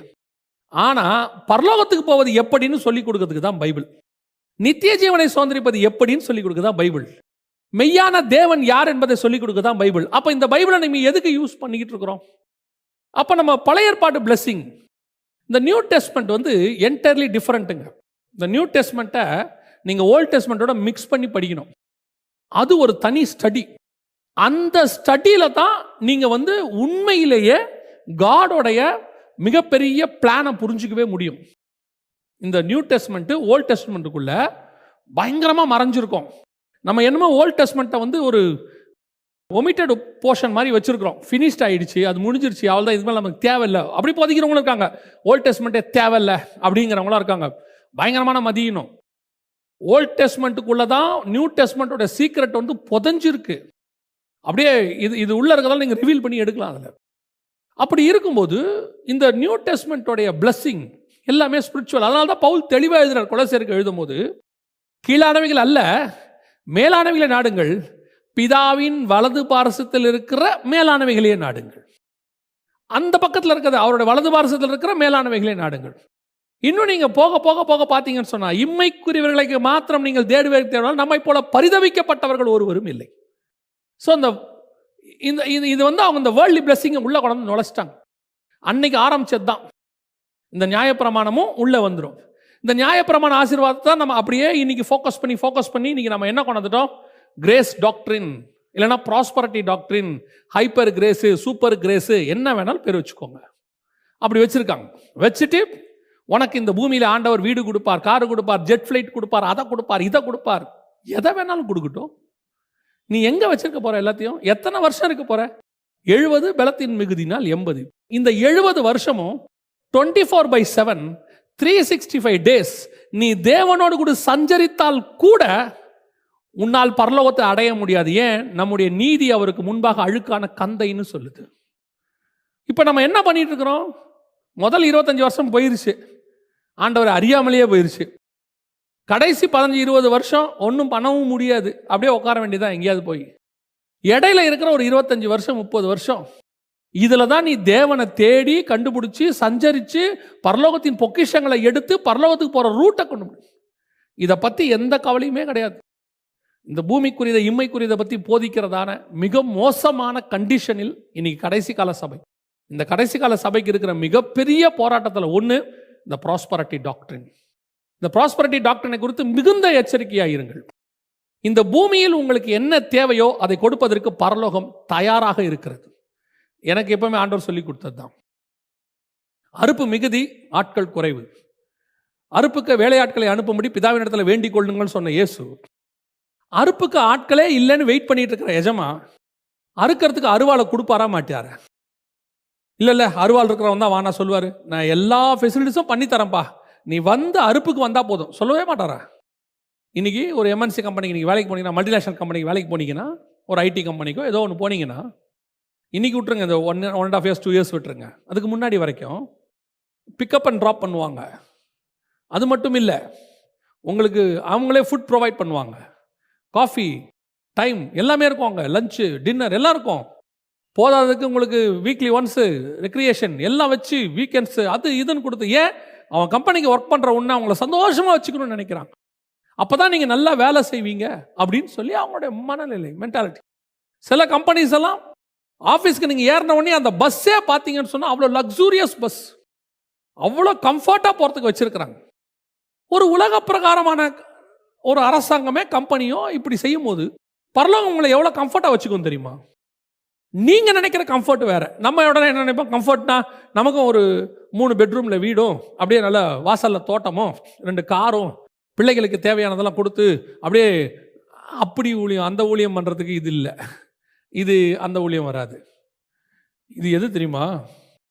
நான் மரித்து நித்திய ஜீவனை சுதந்திரிக்கணும். இதோட நித்திய ஜீவனை சுதந்திரிக்கிறதோட வேலையை நான் சாவது தான். நான் இல்லாமல் போனோம், அவர் இருக்கணும். என்னை நானே சிலுவையில் அறிந்திருக்கிறேன். அப்போ இந்த வேலையோட வேலை என்ன? முக்கியமான வேலை என்ன? ஒரு பக்கம் நான் இயேசுவை சொல்கிறேன், இன்னொரு பக்கம் நான் செத்துக்கிட்டு இருக்கிறேன், சாகணும், என்னை தொலைக்கணும், என் அடையாளம் தொலைக்கணும். நான் அல்ல, இனி கிறிஸ்துவே எனக்குள் வாழுகிறார். என்னை தொலைக்க தொலைக்க தொலைக்க அவர் பெருக பெருக பெருக, நான் சிறுகவும் அவர் பெருகவும் வேண்டும். நான் காணாம போனோம், அவர் இருக்கணும். நான் ஊழியத்தை முடிக்கும் போது நான் இருக்கவே கூடாது, மறைஞ்சிருக்கணும், அவர் மட்டும் வெளிப்பட்டிருக்கணும். This is ministry, New Testament ministry. அதுதான் பவுல் எழுதுறாரு. இனி கிறிஸ்துவையே நாங்கள் மாம்சத்தின்படி அறியோம். நானே இருக்க மாட்டேன், என்னை நான் சிலுவையில் அறைந்திருக்கிறேன். இனி நான் அல்ல, கிறிஸ்து எனக்குள் பிழைத்திருக்கிறேன். அப்போ எனக்கு கொடுக்கப்படுகிற ஃபெசிலிட்டி எதுக்கு தெரியுமா? என்னை தொலைக்கிறதுக்கு. என்னை தொலைக்கிறதுக்கு என்னென்ன ஃபெசிலிட்டி வேணுமோ எல்லாத்தையும் ஹெவன்லி கவர்மெண்ட் செய்யும். அதோட எனக்கு சாப்பாடு தேவையா சாப்பாடு கொடுக்கும், ட்ரெஸ் தேவையா ட்ரெஸ் கொடுக்கும், எனக்கு பிள்ளைகளுக்கு என்னுடைய சந்ததிக்கு என்ன தேவை அதை கொடுக்கும். நான் என்ன எதிர்பார்க்குறேன்? இந்த உலகத்தில் வேலை செய்கிறவன மாதிரியே நானும் நல்லா இருக்கணும்னு எதிர்பார்க்குறேன். அதை பரலோகம் இல்லை. அதுக்கு நீ இந்த மினிஸ்ட்ரி லைக் படாது. இது வேற, இது ஹெவன்லி கவர்மெண்ட். இதுக்கும் அப்படியே ஹெவனுக்கும் பூமிக்கும் என்டையர்லி டிஃபரெண்ட். இப்போ ஆண்டவர் சொல்கிறார்ல, உங்களுடைய ராஜ்யம் பரலோகத்தில் உங்களுடைய ராஜ்யம் செய்யப்படுவது போல பூமியில். பரலோகம் ஃபுல்லாக ஸ்பிரிட், இது ஃபுல்லாக ஃப்ளஷ். இது காணக்கூடியது, இது பார்க்கக்கூடாதது. புரியுதுங்களா? இது மரணத்துக்குரியது, அது மரணம் இல்லாதது. இது அழிவுக்குரியது, அது அழிவு இல்லாதது. இது பாவம் உள்ளது, அது பாவம் இல்லாதது. இதுக்கு ஒரு டைம் இருக்கு, அது எட்டர்னல். Entirely opposite. அப்போ ஆப்போசிட்டா இருக்கிற வேர்ல்டுக்கு நான் போக போறேன், ஆப்போசிட்டா இருக்கிற வேர்ல்டுக்கு நான் ப்ரொமோஷன் ஆக போறேன்னா அதுக்கேற்ற மாதிரி தானே என்ன மாற்றுவாரு. அப்போ அதுக்கேற்ற மாதிரி நான் மாறணும்னா அதுக்கேற்ற மாதிரி தானே எனக்கு ஃபெசிலிட்டிஸும் பண்ணி கொடுப்பாரு. நான் என்ன கேட்குறேன்? இந்த பூமியிலே வாழ்கிற மாதிரி ஃபெசிலிட்டிஸ் கேட்குறேன். அதுக்கு இந்த மினிஸ்ட்ரி லைக் படாது. இந்த மினிஸ்ட்ரியோட ஸ்பெஷாலிட்டி என்னன்னா, அது எப்படின்னா அவர் பெருகிக்கிட்டே வருவார், நான் குறுகிக்கிட்டே போவேன். இந்த மினிஸ்ட்ரியை முடிக்கும் போது கிறிஸ்து நிற்பார், நான் இருக்க மாட்டேன், நான் இருக்கக்கூடாது. எங்கேயா போனா? எலியா காணாம போயிட்டான், பவுல் காணாம போயிட்டான், பேதுரு எப்படி இருப்பார் தெரியாது, காணாம போயிட்டாரு. கிறிஸ்து மட்டும் நிற்பார். அதுதான் மினிஸ்ட்ரி. ஸோ நீங்கள் இந்த வேர்ல்ட்லி பிளெஸிங்கை உள்ளே கொண்டு வராதீங்க. வேர்ல்ட்லி பிளெஸிங் என்பது இவங்க சொல்கிற பிளெஸிங்கே வேற. இவங்களுக்கு இதெல்லாம் பிளெஸிங்காக தெரியுது. இதெல்லாம் பிளெஸிங்னு யார் சொன்னா? முதல்ல நம்மளாம் நினச்சிக்கிறோம். இப்போ பாருங்க, 5 ஸ்டார் ஹோட்டலில் சாப்பிட்றது பிளெஸிங். நம்மளை பொறுத்த வரைக்கும் போய் லீ மெரிடின்லேயோ அல்லது பெரிய ஹில்டன் குரூப்ஸ்லேயோ போய் உட்காந்து சாப்பிட்றது பிளெஸிங் நமக்கு. இந்த ரோட்ல இருக்கிறவனுக்கு பக்கத்தில் இருக்கிற ரெஸ்டாரண்ட்ல கொண்டு போய் உட்கார வச்சு சாப்பிட்டா அதுவே அவனுக்கு பெரிய பிளெஸிங். அவன் என்ன சொல்லுவான்? இன்னைக்கு பெரிய கடவுள் ஆசீர்வதிச்சாரு, இன்னைக்கு கூட்டு போய் ரெஸ்டாரண்ட்ல உட்கார வச்சு எனக்கு நல்லா சாப்பாடு வாங்கி கொடுத்தாங்க, மீஹூன் வாங்கி கொடுத்தாங்க அப்படின்னு சொன்னால அவனுக்கு அது பிளெஸிங். அப்போ பிளெஸிங்கோடைய அளவு தான் என்ன? எதுதான் பிளெஸிங்கோடைய உண்மையான பிளெஸிங்? இது எதுவுமே பிளெஸிங் கிடையாது. பிளெஸிங் என்பது உள்ள இருக்கு. இவ்வளோத்தையும் வச்சுட்டு பணக்காரன் சாப்பிட முடியாம ஹாஸ்பிட்டல்ல படுத்திருக்கான் பாருங்க, அது பிளெஸிங்கா? எல்லாத்தையும் வச்சுக்கிட்டு ஆக்சிஜன் கிடைக்காம, சிலிண்டர் கிடைக்காம அப்படியே கார் ஓரத்தில் ஒருத்தன் படுத்திருந்தானே, அதுக்கு பேர் பிளெஸிங்கா? அவனை கூப்பிட்டு கேளுங்க, எப்பா you have millions and millions, you are the blessed man. ஓ, ஒரு சிலிண்டர் கிடைக்கலையா, என்ன போய் பிளஸட் மேன் சொல்றீங்க? அப்புறம் யார் பிளஸட் மேன்? அங்க ஒருத்தன் நடந்து போறான் பாரு, என்ன ஜாலியா மாஸ்க் கூட போடாம ஜாலியா போயிட்டு இருக்கான் பாரு, உண்மையிலேயே அவன் தான் பிளஸிங். அப்ப பிளஸிங் என்பது என்ன? வெளியே இல்ல, உள்ள இருக்கு. உள்ள யாராலையுமே கொடுக்க முடியாத ஒரு பிளஸிங்க தேவன் எனக்கு தந்திருக்கிறார். உலகம் கொடுக்கக்கூடாததும் எடுக்கக்கூடாதும் இந்த பிளஸிங்க விரும்பணும். இந்த பிளஸிங் வர வர வர இது போகும், அவர் நிப்பாரு, நான் காணாம போயிடுவேன். ஸோ நிக்கோலாய் மதஸ்தாருடைய ஃபர்ஸ்ட் உபதேசம் தான் இந்த கிரேஸ் டாக்டரின். இதை சபைக்குள்ள அன்னிலிருந்து வந்துகிட்டே இருக்கு. இன்னைக்கு ரொம்ப அதிகம், அதுவும் வெளிநாட்டு சபைகளில் ரொம்ப அதிகம். உங்களோட கண்ணை மாயையை மறைச்சு வச்சிருக்கான். அப்படியே ஒரு ஒரு ஊழியக்காரன் சொன்னா he must be have the branded car, அதில் வந்து தான் இறங்கணும், அப்பதான் மரியாதை. நான் சொல்றேன், காருக்கு கிடைக்காத மரியாதை, நீ போட்டிருக்க கோட்டு சூட்டுக்கு கிடைக்காத மரியாதை, உன் கையில் இருக்கிற கிரெடிட் டெபிட் கார்ட்ஸ்க்கு கிடைக்காத மரியாதை, உன் வாயிலிருந்து வெளிப்படும் ஒரு ரெவலேஷனுக்கு கிடைக்கும். நீ கர்த்தருடைய வார்த்தையை வெளிப்படுத்தும் போது உன் மேல் பரலோகத்தினுடைய ஆசீர்வாதம் இறங்கும். இதுதான் இப்போ இவ்வளோ இறங்கி நீ காரில் போய் இறங்கி 2 பாட்டை பாடிட்டு என்டர்டைன் பண்ணிட்டு நீ ஏறி போயிடு. ஆனால் இது கூட எதுவுமே இல்லை, நார்மலாக போய் ஒரு மனுஷனை ஆண்டவருக்குள்ளே நடத்திட்டு போயிடு. எது பிளெஸிங்? அதுதான் பிளெஸிங். இதெல்லாம் வேணான்னு சொல்ல, இதை நாடாதீங்க. கர்த்தர் கொடுத்தா வாங்கிக்குங்க, ஆனால் நாம தேடி போக வேண்டாம். அதுதான் என்னுடைய டீச்சிங். நல்லா புரிஞ்சுக்கோங்க. இதுக்கெல்லாம் தேவையில்லையா? இது மேலே என் பார்வையே இருக்காது. நான் அப்படி போயிட்டே இருப்பேன். போயிட்டே இருக்கும்போது என் எதிரில் ஒரு ஆடி காரோ அல்லது ஹோண்டாவோ கிராஸ் பண்ணால் I don't father about that. ஒரு நாள் அந்த கார்லேயே நான் போனாலும் I don't father about that. என்னுடைய நோக்கம் பிரயாணத்தில் இருக்கிறது, நான் போகிற வாகனத்தில் இல்லை. என்னுடைய பிரயாணம் டைமில் இருக்கிறது, நான் போட்டிருக்கிற வாட்சில் இல்லை. என்னுடைய பிரயாணம் ஜீவனில் இருக்கிறது, நான் போட்டிருக்கிற ட்ரெஸ்ஸில் இல்லை. அதுதான் விஷயம். Very simple. அடுத்து நிக்கோலாய் மதஸ்தாருடைய அடுத்த மிக முக்கியமான விஷயம் என்னன்னு கேட்டிங்கன்னா இம்மோரலிட்டி. இம்மார்டலிட்டி அப்படின்னா என்ன? இம்மாரலிட்டி வேற, இம்மார்டலிட்டி வேற. இம்மாரல் அப்படின்னா நான் சொன்னது பழைய ஏற்பாடு படி இதுல நிறைய இருக்கு. இதை மத்தியமே நிறைய எடுக்கலாம். ஆபிரகாமின் ஆசீர்வாதம் சொல்லி ஆபிரகாம் 2 மனைவி பண்ணாரு, யாக்கோபு 4 மனைவி இப்படின்னு சொல்லி நிறைய கல்யாணம் பண்ற ஆட்கள் இன்னும் இருக்கிறாங்க, தமிழ்நாட்டிலே கூட இருக்கிறாங்க. ஆபிரகாமின் ஆசீர்வாதம் நமக்கு உண்டு அப்படின்னு சொல்லிட்டு ஆபிரகாமே 2 பண்ணது தப்பு, 3 பண்ணது தப்புன்னு இயேசுநாதர் சொல்லிட்டாரு. ஆதி முதல் கொண்டு அப்படி இல்லை, உங்கள் இருதயத்தின் கடின நிமித்தமே மோசே அப்படி சொன்னான் அப்படின்னு ஆண்டவர் ஆரம்பத்திலே சொல்லிட்டாரு.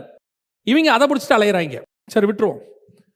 முதல்ல ஆசீர்வாதம், 2வது இம்மோரலிட்டி, 3வது இம்மார்டலிட்டி, சாவாமை. இது அடுத்த உபதேசம்.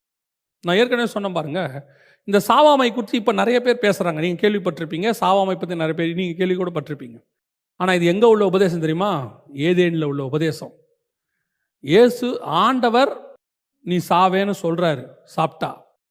அவன் சொல்கிறான் பிசாசு நீ சாக மாட்டேன்னு சொல்கிறான். இப்போ எடுத்துக்கோங்க, இப்போவும் ஆண்டவர் சொன்னார், உலக பிரகாரமான மாம்சத்தை குறித்து ஆண்டவர் பேசவே இல்லை, நித்திய ஜீவனை பற்றி தான். ஒருவன் மரித்தாலும் பிழைப்பான் அப்படின்னா என்னன்னா, நீ சரீரத்தில் மறைத்தாலும் நீ ஆத்மாவில் பிழைத்திருப்பேன்னு அர்த்தம். இப்போ பவுல் சொல்றாரு, இனி நாம் நித்திரை அடைகிறது இல்லை அப்படின்னா என்ன அர்த்தம்? நாமெல்லாம் சாவறதே இல்லைன்னு அர்த்தமா? இல்லை. அப்போ அதே பவுல் தான் எழுதுறாரு, முந்தி நித்திரை அடைந்தவர்களை குறித்து நீங்கள் அறிவில்லாதிருக்க எனக்கு மனம் இல்லை, 1 தெசலோனிக்கேயர் 4:13 எழுதுறாரு. அப்போ என்ன அங்கே நித்திரை அடைவதில்லைன்னு எழுதுற, முந்தி நித்திரை அடைந்தவர்கள் நிமித்தம் நீங்கள் அறிவில்லாதிருக்க எனக்கு மனம் இல்லைன்னு எழுதுற. அப்போ இதென்ன அதென்ன? நான் பேசுனது சரீர மரணம் இல்லையா? இது ஒரு சாதாரண பிலீவருக்கு தெரியும். சாதாரண பிலீவருக்கு தெரியும். இந்த சரீரம் என்பது ஒரு நாள் போகும். நீங்கள் வருகையில் போனாலும் இந்த சரீரம் மாறிடும், மறுரூபம் ஆயிடும். இந்த சரீரம் இந்த பூமிக்காக உண்டாக்கப்பட்டது. அவ்வளோதான், ஓவர். இப்போ நீங்கள் யூகேக்கு போகிறீங்க, யூகேக்கு போய் ஒரு மீட்டிங்க்கோ எதுக்கோ போகிறீங்க. ஃப்ளைட்டை விட்டு இறங்கினோடனே you must wear the jerkin. Must. Without jerkin you can survive. அது நீங்கள் அதுவும் டிசம்பர் மாதம்லாம் போனீங்கன்னா நல்லா ரக்கு போட்டு மேலே ஜெர்கின் போட்டு ஓகே. அதே ஃப்ளைட்டை பிடிச்சி நீங்கள் மலேசியாவில் சென்னையில் இறங்குறீங்க, first you will remove your jerkin. ஏன்? கொதிக்குதுப்பா, முடியல. அங்கே இருக்கும்போது அது தேவை, மஸ்ட். இங்கே வரும்போது அது ரிமூவ் ஆகிடும். அதே தான் இந்த பூமிக்கு, என் ஆத்மாவுக்கு இந்த சரீரம் தேவை. இந்த பூமியை விட்டு நான் டேக் ஆஃப் ஆகும்போது இது ரிமூவ் ஆயிடணும். ஏன்? காண்கிறவைகள் அநித்தியமானவைகள், காணாதவைகளோ நித்தியமானவைகள். பரலோக ராஜ்யத்தை ரத்தமும் மாம்சமும் சுதந்தரிப்பது இல்லை. இது போயிடும், அவ்வளோதான். இது நீங்கள் உயிரோடு இருந்தாலும் போவோம், வருகையில் போனாலும் போவோம். இதை பற்றிய பேச்சே கிடையாது. இப்போ என்ன சொல்கிறாங்க? நீ சாவதில்லை அப்படின்னா என்ன? 300 வருஷம் உயிரோடு இருக்கியா? இருந்துட்டு போ. 400 வருஷம் உயிரோடு இருக்கியா? இருந்துட்டு போ.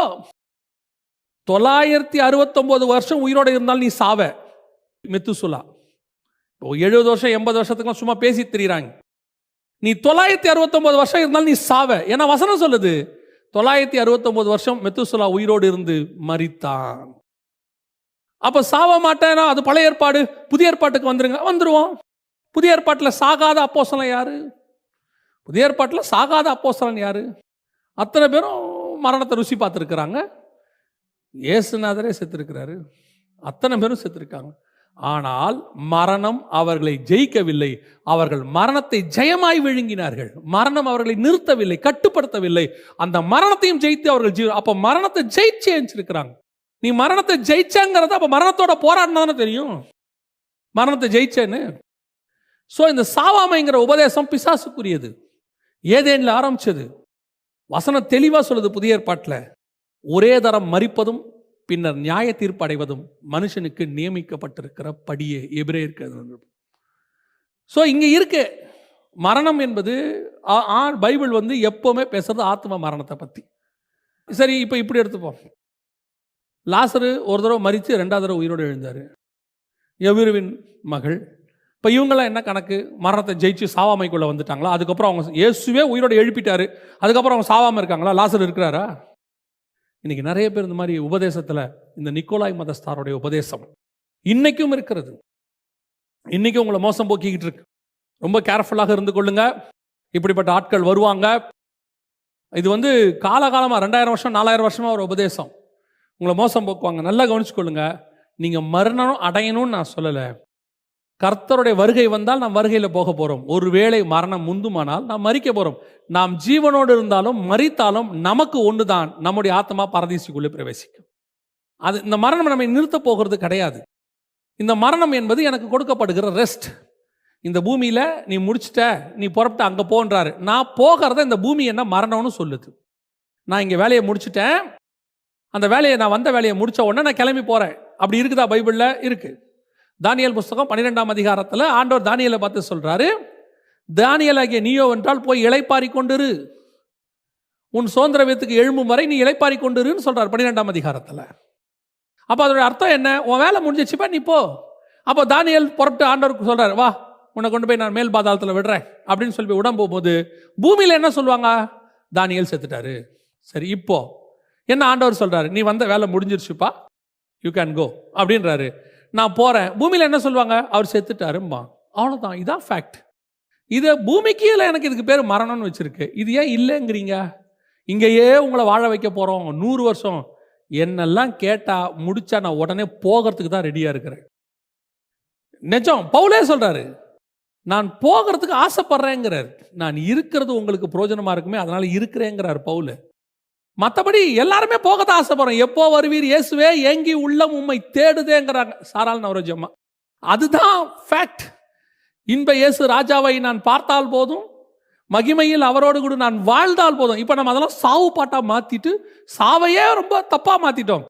இவங்களோடலாம் இருக்கிறதுக்கு பேசாமல் போகலாம். நம்ம ஆண்டவர் கூப்பிட்டா போயிட்டே இருக்கலாம். வேலையை முடிச்சோமா, முடிக்காமல் போயிடக்கூடாது. வேலையை முடிச்சோமா, போனோமான்னு இருக்கணும். எவ்வளோ பெரிய மகிமையான தேசத்துக்குள்ளே பிரவேசிக்க போகிறோம். என் கண்கள் காணாததும் என் காதுகள் கேட்காததும் என் மனுஷனுடைய கற்பனைக்கு தோன்றாத தேசத்துக்குள்ள நான் பிரவேசிக்க போகிறேன் போது எவ்வளோ எக்ஸைட்மெண்ட். யூகே யூஎஸ்க்கு போகிறோம் முதல் தடவைனாலே அவ்வளோ எக்ஸைட்மெண்ட் இருக்கு. ஹெவன், நம்ம உள்ளுக்குள்ளே பாரடைஸ்குள்ளே போகிறோம். எவ்வளோ பெரிய எக்ஸைட்மெண்ட் அது. இது இவங்களுக்கு இந்த பூமி பிடிச்சிருக்கு. இந்த வியாதி, இந்த பலகீனம், இந்த சண்டை, இந்த மீடியா, இங்கே போடுற கத்தல் கூச்சல், இதெல்லாம் இவங்களுக்கு பிடிச்சிருக்கு. அவனுங்க அங்கே இருக்க விரும்புகிறாங்க. எனக்கு தேவனோட இருக்க பிடிச்சிருக்கு, நம்ம போக விரும்புகிறோம், அவனுங்களை விட்டுருவோம். ஸோ நிக்கோலாய் மதஸ்தாருடைய உபதேசம் இமார்டலிட்டி, இமாரலிட்டி, இந்த ப்ராஸ்பரிட்டி, இது மூணும் அவருடைய உபதேசமாக இருந்தது. நீங்கள் இதை கூகுளில் பார்த்துக்கலாம். அடுத்தபடியாக ரெண்டாவது சபைக்கு இந்த கடைசி காலத்தில் வரக்கூடிய உபதேச பிரச்சனை என்ன அப்படின்னு கேட்டீங்கன்னு சொன்னால், வெளிப்படுத்தின விசேஷம் 2ஆம் அதிகாரம் 14வது வசனம். சில காரியங்களை குறித்து உன் பேரில் எனக்கு ஒரு குறை உண்டு. சபையை பார்த்து ஆண்டவர் சொல்றாரு, சில காரியங்களை குறித்து உன் பேரில் எனக்கு ஒரு குறை உண்டு. விக்கிரகங்களுக்கு படைத்தவைகளை புசிப்பதற்கும் வேசித்தனம் பண்ணுவதற்கும் ஏதுவான இடரலை இஸ்ரவேல் புத்திரருக்கு முன்பாக போடும்படி பாலாக் என்பவனுக்கு போதனை செய்த பிழையாமுடைய போதகத்தை கை கொள்ளுகிறவர்கள் உன்னிடத்தில் உண்டு. பாலாக் பிழையாம் எங்க? எண்ணாகமம். எங்க இருக்கிறாங்க? கிட்டத்தட்ட கிமு, இன்னும் சொல்ல போனா என்ன சொல்றது, பிசி 2000. அந்த உபதேசத்தை பத்தி சபைக்கு எழுதுறார் ஆண்டவர். அந்த உபதேசம் பிழையாம் உபதேசம் சபைக்குள்ள எங்க வசனம் சொல்லுது பாருங்க, பிழையாமுடைய போதகத்தை கை கொள்ளுகிறவர்கள் உன்னிடத்துல உண்டு. பிழையாமுடைய உபதேசம் என்ன? நமக்கு எல்லாருக்கும் பிழையாமுடைய கான்செப்ட் தெரியும். இன்னைக்கு இருக்கு, இப்ப இருக்கு, நல்லா தெரிஞ்சுக்கொள்ளுங்க. வெளியே இருக்கிற வேர்ஷன் தான் வேற, விஷயம் ஒன்று தான். இந்த பாடி மாதிரி இருக்கு. இப்போ யோவான் ஸ்நானனை பற்றி இயேசு சொன்னார்ல, நீங்கள் ஏற்றுக்கொள்ள மனதாக இருந்தால் வருகிறவனாகிய எலியா இவன் தான். எப்படிப்பா? அவனும் ஒட்டகமயிராடை, இவரும் ஒட்டகமயிராடை, அவரும் வனாந்தரம், இவரும் வனாந்தரம். அவர் ஆகாப்பை எதிர்த்தாரு, இவர் ஏரோதை எதிர்த்தாரு. அவர் ஏசபேலை எதிர்த்தாரு, இவர் ஏரோதாலை எதிர்த்தாரு. அவரும் தலையை வாங்குவேன்னா, இவரும் தலையை வாங்குவேன்னா, எல்லாம் அப்படியே 100% இருக்கும். ஆனால் எலியா ஸ்ட்ரக்சர் வேற, யோவான் ஸ்நானன் ஸ்ட்ரக்சர் வேற, விஷயம் ஒன்று தான். அவ்வளோதான். அதைத்தான் நான் சொல்ல வரேன். அந்த மாதிரி நம்மளை நீங்கள் எடுத்துக்கிட்டீங்கன்னு சொன்னால், இந்த பிழையாமுடைய உபதேசம் அன்னைக்கு இருந்த ஸ்ட்ரக்சர் வேற, இன்னைக்கு இருக்க ஸ்ட்ரக்சர், விஷயம் ஒன்று தான். எப்படி? பிழையாம் என்ன செய்தார்? பிழையாமுக்கு நல்ல தீர்க்கதரிசியாக இருக்கணும்னு ஆசை. கர்த்தருடைய சத்தத்தை கேட்கணும், கண்ணை மூடி, அதாவது கண் திறக்கப்பட்டவன் சொல்லுகிறதாவது அப்படின்னு கண்ணை மூடிட்டே சொல்லுவான். அப்பேற்பட்ட தீர்க்கதரிசி பிழையாம். எப்பேற்பட்ட தீர்க்கதரிசி சரிங்களா? இயேசுவை பற்றின ப்ராஃபஸி ஃபஸ்ட்டு அவன் தான் சொன்னான். யாக்கோபிலே ஒரு நட்சத்திரம் தோன்றும், மோவாபை மிதிக்கும். என்ன ப்ராஃபஸி! இயேசுவோடைய நட்சத்திரத்தை பற்றி, பிறக்கும்போது ஒரு நட்சத்திரத்தை பற்றி பேசுகிறான் அவன். ஸோ அந்த மாதிரி ஒரு பிழையாம் தீர்க்கதரிசி. அவன் அங்கே போகிறான். போகும்போது பாலா கூப்பிட்றான், நான் உன்னை ஆசீர்வதிக்க விரும்புகிறேன், வா, பிளெஸிங். ஓகே, இப்போ என்ன பண்ணணும்? இஸ்ரவேலை சபிக்கணும். இப்போது இஸ்ரவேலை எப்படி சபிக்க முடியும்? இப்போ உங்களை கூப்பிட்டு, சபையை நடத்துகிறவங்களுக்கோ அல்லது ஊழியம் பண்ணுறவங்களையோ கூப்பிட்டு, நல்ல ஒரு ஆஃபரிங் தரேன், இந்த கிறிஸ்டியன்ஸ் எல்லாம் நாசமாக போகணும், இல்லை இஸ்ரவேல் நாசமாக போகணும், இப்போ கூட ஜோம் பண்ணுங்க அப்படின்னா உங்கள் வாய் வருமா? உங்களுக்கு சொல்ல தோணுமா? தோணவே தோணாது. ஏன்னா நம்ம பிளட்லேயே ஊறிடுச்சு. நமக்கு அப்படியே இந்த ஜனங்க நல்லா இருக்கணும், ஆண்டவரே எங்கள் பிள்ளைங்களை ஆசீர்வதிங்க, இஸ்ரவேலை ஆசீர்வதிங்க, ஜோம் பண்ணியே நம்ம பழக்கமாயிருச்சு. அப்படி இருக்கும்போது இருதயத்தில் அப்படி தோணவே தோணாது. அவங்ககிட்ட இருக்கிற குறைகளை நம்ம சொல்கிறோம், அந்த மாதிரி செய்யக்கூடாதுன்னு நம்ம சொல்கிறோம். ஏன் நம்மகிட்ட இருக்க குறைகளையே சொல்கிறோம், நம்மளே அந்த மாதிரி செய்யக்கூடாது சொல்கிறோம்.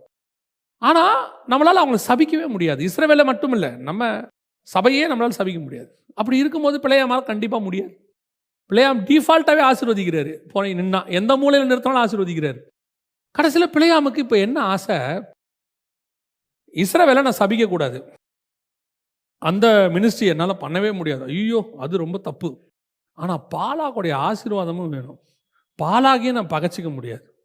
பாலாகு என்ன வெரைட்டியாக இப்போவே இந்த மாதிரி ஆசீர்வதிக்கிறான்னா என்ன செய்யலாம்? பாலாகுக்கு ஒரு ஐடியா சொல்லி கொடுத்தான் பாருங்க. பாலாகு, நான் என்ன சபிச்சாலும் கர்த்தர் ஆசீர்வதிக்கிறாரு, கர்த்தர் சபிக்கிற மாதிரி அவங்கள நடத்திடு. என்ன செய்யலாம்? அவங்களுக்கு கர்த்தருடைய கோபத்தை வர்ற மாதிரி ஏதாவது அவங்கள செய்யவை. அவங்கக்கிட்ட மோவாபிய ஸ்திரீகளை அனுப்பி விடு. மோவாபிய ஸ்திரீகள் அழகாக இருப்பாங்க. அப்போ இஸ்ரவேலர்கள் அவங்களோட கல்யாணம் பண்ணுவாங்க. கல்யாணம் பண்ணாங்கன்னா கர்த்தருக்கு அது பிடிக்காது. அதாவது கர்த்தர் ஜனங்கள் மேல் கோபம் கொள்ளுகிற மாதிரி ஜனங்களை நடத்துகிற உபதேசம். இப்போ அந்த உபதேசம் இருக்குன்றீங்களா இல்லைங்கிறீங்களா? இப்போ நீங்கள் சபைகளுக்குள்ள அப்படிப்பட்ட உபதேசம் இருக்கா இல்லையா? இப்படி யோசிப்பீங்க, அப்படி என்ன உபதேசம் இருக்குது? Very simple. இப்போ நான் ஒன்று ஒன்றா சொல்லினே வரேன், நீங்கள் நல்லா கவனிச்சுனே வாங்க. இப்போ கர்த்தர், நல்லா கவனிங்க, கர்த்தர் பரிசுத்தர். கர்த்தர் வந்து பரிசுத்தர். இப்போ அந்த பரிசுத்த தேவனை நீங்க ஆராதிக்கும் போது, பரலோகத்திலே ஆராதிக்கும் போது, இங்கே விட்டுருங்க, பூமியே விட்டுருங்க, பரலோகத்தில் ஆராதிக்கும் போது ஏசாயா 6:2 சொல்லுது, 2 சட்டைகளால் முகத்தை மூடி, 2 சட்டைகளால் கால்களை மூடி, 2 சட்டைகளால் அடித்து பறந்து பரிசுத்தர் பரிசுத்தர் பரிசுத்தர்னு சொல்லிச்சான் தேவனை. அப்போ தேவனுடைய பரிசுத்தத்துக்கு முன்னாடி இப்போ பாருங்க, நீங்க அப்படியே ஆசாரியப்பு கூடாரத்துக்கு வாங்க. மகா பரிசுத்தத்துக்குள்ள போகும்போது ரத்தம் இல்லாம போனா அவன் பாவம் செஞ்சானா, ஆண்டவர் பிரதான ஆசாரியன். பிரதான ஆசாரியனுங்கிறது ஒருத்தன் தான். ஆசாரியர்கள் நிறைய இருப்பாங்க, ஒரே ஒருத்தன் தான் பிரதான ஆசாரியன். அவன் ஒருத்தனையும் அவர் அடிச்சு கொள்வாரு. ஏன்னா பரிசுத்தம் இல்லாம உள்ள வந்த, ஏன்னா அவர் அப்படிப்பட்ட பரிசுத்தம். இப்ப புதிய ஏற்பாட்டில் அன்னைக்கு தேவன் உடன்படிக்கை பெட்டிக்குள்ள இருந்தாரு, அங்க உடன்படிக்கை பெட்டிக்கு மேலாக இருந்து. இங்க அப்படி இல்லை, உனக்குள்ள இருக்கிறாரு. இப்போ சபைகளுக்குள்ள கர்த்தர் அருவருக்கிற காரியங்களை ஊழியக்காரனை வச்சே கொண்டாடாம பாருங்க பிசாசு. என்ன எப்படி சபைக்கு நீ எப்படி வேணாலும் வா, எப்படி வேணாலும் ட்ரெஸ் போடு, எப்படி வேணாலும் முடி வெட்டிக்கோ, என்ன வேணாலும் டான்ஸ் போடு, எப்படி வேணாலும் விசில் அடி, ஆம்பளை பிள்ளையும் பொம்பளை பிள்ளையும் மேலே ஏற்றி விட்டு ஒன்னா ஆட விடு. இது சபைக்குள்ள நடக்குது, சர்ச்சுக்குள்ள. கர்த்தர் என்ன நினைப்பாரு? அடிப்பாரா அடிக்க மாட்டாரா? என்னுடைய வீட்டை கல்லர் குகையாக்கினீர், என் பிதாவின் வீட்டை கல்லர் குகையாக்கினீங்கன்னு புறாவித்தவனையே அடிச்சாராமே. இப்போ நம்ம புறாவை அடிச்சு ரோஸ்ட் பண்ணி பிரியாணி எல்லாம் வித்துக்கிட்டு இருக்கிறோம். அன்னைக்கு புறா வித்தது தப்பு, இன்னைக்கு பிரியாணி விற்கிறது தப்பு இல்லை. எதுக்காக விற்கிறோம்? சர்ச்சோடைய வெல்ஃபேருக்காக தானே விற்கிறோம். அன்னைக்கு அவன் மட்டும் எதுக்கு விற்றான்? தேவாலயத்துக்குள்ள பலி செலுத்துறதுக்கு தானே விற்றான். எங்கே போய் புறா வாங்குவாங்க இவங்க? புறாவை தேவாலயத்திலே வச்சுட்டோம்னா வாங்கி அப்படியே பலி செலுத்துறது ஈஸி தானே, புறா குஞ்சுகளை அப்படின்னு சொல்லி அவங்க விற்றானே. அதுக்கு ஒரு நியாயமான காரணம் இருக்கா இல்லையா? ஆண்டவர் சொல்றாரு, வியாபாரம் சபைக்குள்ள நடக்கக்கூடாது. There is no this type of things happen in the church. சபைக்குள்ள எப்படியா வியாபாரம் பண்ணுவ நீ? இன்னைக்கு அதான நடக்குது. இதை தாண்டி அடுத்து சபைக்குள்ள, பரலோகத்துக்குள்ள எல்லாத்தையும் மூடிட்டு உட்காந்துருக்கான், சபைக்குள்ள எல்லாத்தையும் திறந்து போட்டு உட்காந்துருக்கான். கேட்டா என்ன தப்பு? ஏன் திறந்து போட்டு உட்காந்தா என்ன தப்பு? டேய், பரலோகத்தில் தூதனே மூடிட்டாண்டா உட்காந்துருக்கான். ஏன்னா அங்க அவர் அப்பேற்பட்ட பரிசுத்தர். அவன் வெளியே பார்க்கிற பரிசுத்தருக்கே மூடிட்டு உட்காந்துருக்கானே. இப்போ உனக்குள்ள ஒரு பரிசுத்த ஆவியானவர் இருக்கிறாரு, நீ எப்படி மூடிட்டு உட்காந்துருக்கணும்? இன்னைக்கு தப்பு இல்லைங்கிறான். சபை எப்படி வேணாலும் இருக்கட்டும், என்ன வேணாலும் பண்ணட்டும். பிலேயாமின் உபதேசம், கர்த்தரை கோபப்படுத்துகிற உபதேசம். என்ன போதனை பண்றீங்க? தேவனை விசில் அடிச்சா நீங்க சந்தோஷப்படுவார் ஆண்டவர். என்ன போதனை கொடுக்குறீங்க? ஜபத்தை விட கர்த்தர் டான்ஸுக்கு தான் இம்பார்ட்டன்ஸ் கொடுப்பாரு. உபவாச ஜபத்தை விட நீ டான்ஸ் ஆடினா கர்த்தர் சந்தோஷப்படுவாரு. இதுதான் பிலேயாமின் உபதேசம். அதாவது அப்படியே ஜனங்களை சபிக்கவும் இல்லையாமா, ஆனா தேவனை கோபப்படுத்துற மாதிரி நடத்துறது. இதுக்கு என்ன ஆச்சரியம்னா, இப்ப வந்திருக்கிறவங்க அறியாமையில ஒரு வேத அறிவு இல்லாம இப்படிப்பட்டவன் சொல்றானே வச்சுப்போமே, ஒரு சில மூத்த ஊழியர்கள் கூட இதுக்கு அதுக்கு உடனே இல்ல, நம்ம சர்ச்சு மாடர்னைஸ்ட் ஆகுது. நல்லா தெரிஞ்சுக்கொள்ளுங்க, சர்ச் மாடர்னைஸ்ட் ஆகல. மாடர்ன் ஏஜுக்குள்ள உலகம் வந்திருக்கு, சர்ச்சு இன்னும் அதே அப்போஸ்தலர் உபதேசத்துல தான் இருக்கு. நீங்க ஸ்பீக்கர் வச்சுக்கோங்க, மைக் வச்சுக்கோங்க, நீங்க கீபோர்டு வாசிச்சுக்கோங்க, ஆனா ஆவியோட உண்மையோடு தான் ஆராதிக்கணும். மாடர்னைஸ்ட் ஆயிட்டேன்ட்டு உணர்ச்சியோட ஆட்டத்தோட ஆராதிக்க கூடாது. நீ எவ்வளோ மாடர்னைஸ்ட் ஆனாலும் ஆவியோடு உண்மையோடு தான் ஆராதிக்கணும். ஏன்? இது 2000 வருஷத்துக்கு பழசு. நீ என்ன வேணாலும் வச்சுக்கப்பா, எவ்வளோ ட்ரெஸ் வேணா போட்டுக்க, உடம்பு பழசு. இது 4000, 5000, 6000 வருஷத்துக்கு முன்னாடி உள்ள மாடல். இதை மாற்ற முடியாதுல்ல. இது சர்ச் மாடர்னைஸ்ட் ஆயிடுச்சு, அதனால் நாங்கள் கால் வரைக்கும் போட்டிருந்த ஆடையை அப்படியே முட்டி வரைக்கும் மேலே தூக்கிக்கிட்டோம் அப்படின்னா காலையும் தூக்கிக்க. மாடர்னைஸ்ட் ஆச்சு, ஏன் அதை தூக்க மாட்டேங்கிற? அது பழசு தானே, 4000 வருஷம் பழசு தானே, இதை மாற்ற முடியல. இது மாறாது, கர்த்தரும் மாறாதவர், வேத வசனமும் மாறாது. மாறாதவைகள்னு கொஞ்சம் இருக்குது. அவர் நேற்றும் இன்றும் என்றும் மாறாதவர். வானமும் பூமியும் ஒளிந்து போகும், கர்த்தருடைய வார்த்தையோ ஒரு நாளும் ஒளிந்து போகாது. இது அது மேல கட்டப்பட்ட சபை. பிழையாமின் உபதேசம் ஜனங்களை தேவனுக்கு விரோதமாய் நடத்தக்கூடியவர்கள். தேவனுடைய கோபாக்கினே சபைக்குள்ள கொண்டாடுறவன். ஓரினச்சேர்க்கையை கொண்டாந்தான், அதெல்லாம் வேற, அது அடுத்து, அது விபச்சாரம், வேசித்தனம். இது தேவனை எரிச்சல் உண்டாக்குறது சபைக்குள்ள. நம்ம ஆண்டவருடைய குணாதிசயத்தை பாருங்க. தேவாலயம் கட்டும் போது சொல்றாரு, உள்ளுக்குள்ள எதையும் வச்சு அடிக்காத, வெளியேந்து அடிச்சு கொண்டு வந்து மாட்டு. ஏன்? உன் தேவனாகிய கர்த்தர் எரிச்சல் உள்ள தேவனாய் இருக்கிறார். இருக்கு, வசனத்தில் இருக்கு. இந்த மாதிரி அடிக்கிற சவுண்டே, லிட்டரலா சொல்றேன், அடிக்கிற சவுண்டையே கேட்க முடியாத ஆண்டவர், நீ உட்காந்து கூக்குரலிடுற, ஓ போடுற, விசில் அடிக்கிற, ஆண்டவர் கேட்டு அமைதியாக உட்காந்துருப்பாரா? க்ளோஸ்ட், முடி போடு. இதுதான் பிழையாமின் உபதேசம். ஆண்டவர் சொல்றாரு, கை கொள்ளுகிற உன்னிடத்தில் உண்டு. இன்னைக்கு இருக்கு சபைக்குள்ள. இன்னைக்கு இதை விட மோசமானவர்கள் வருவார்கள்.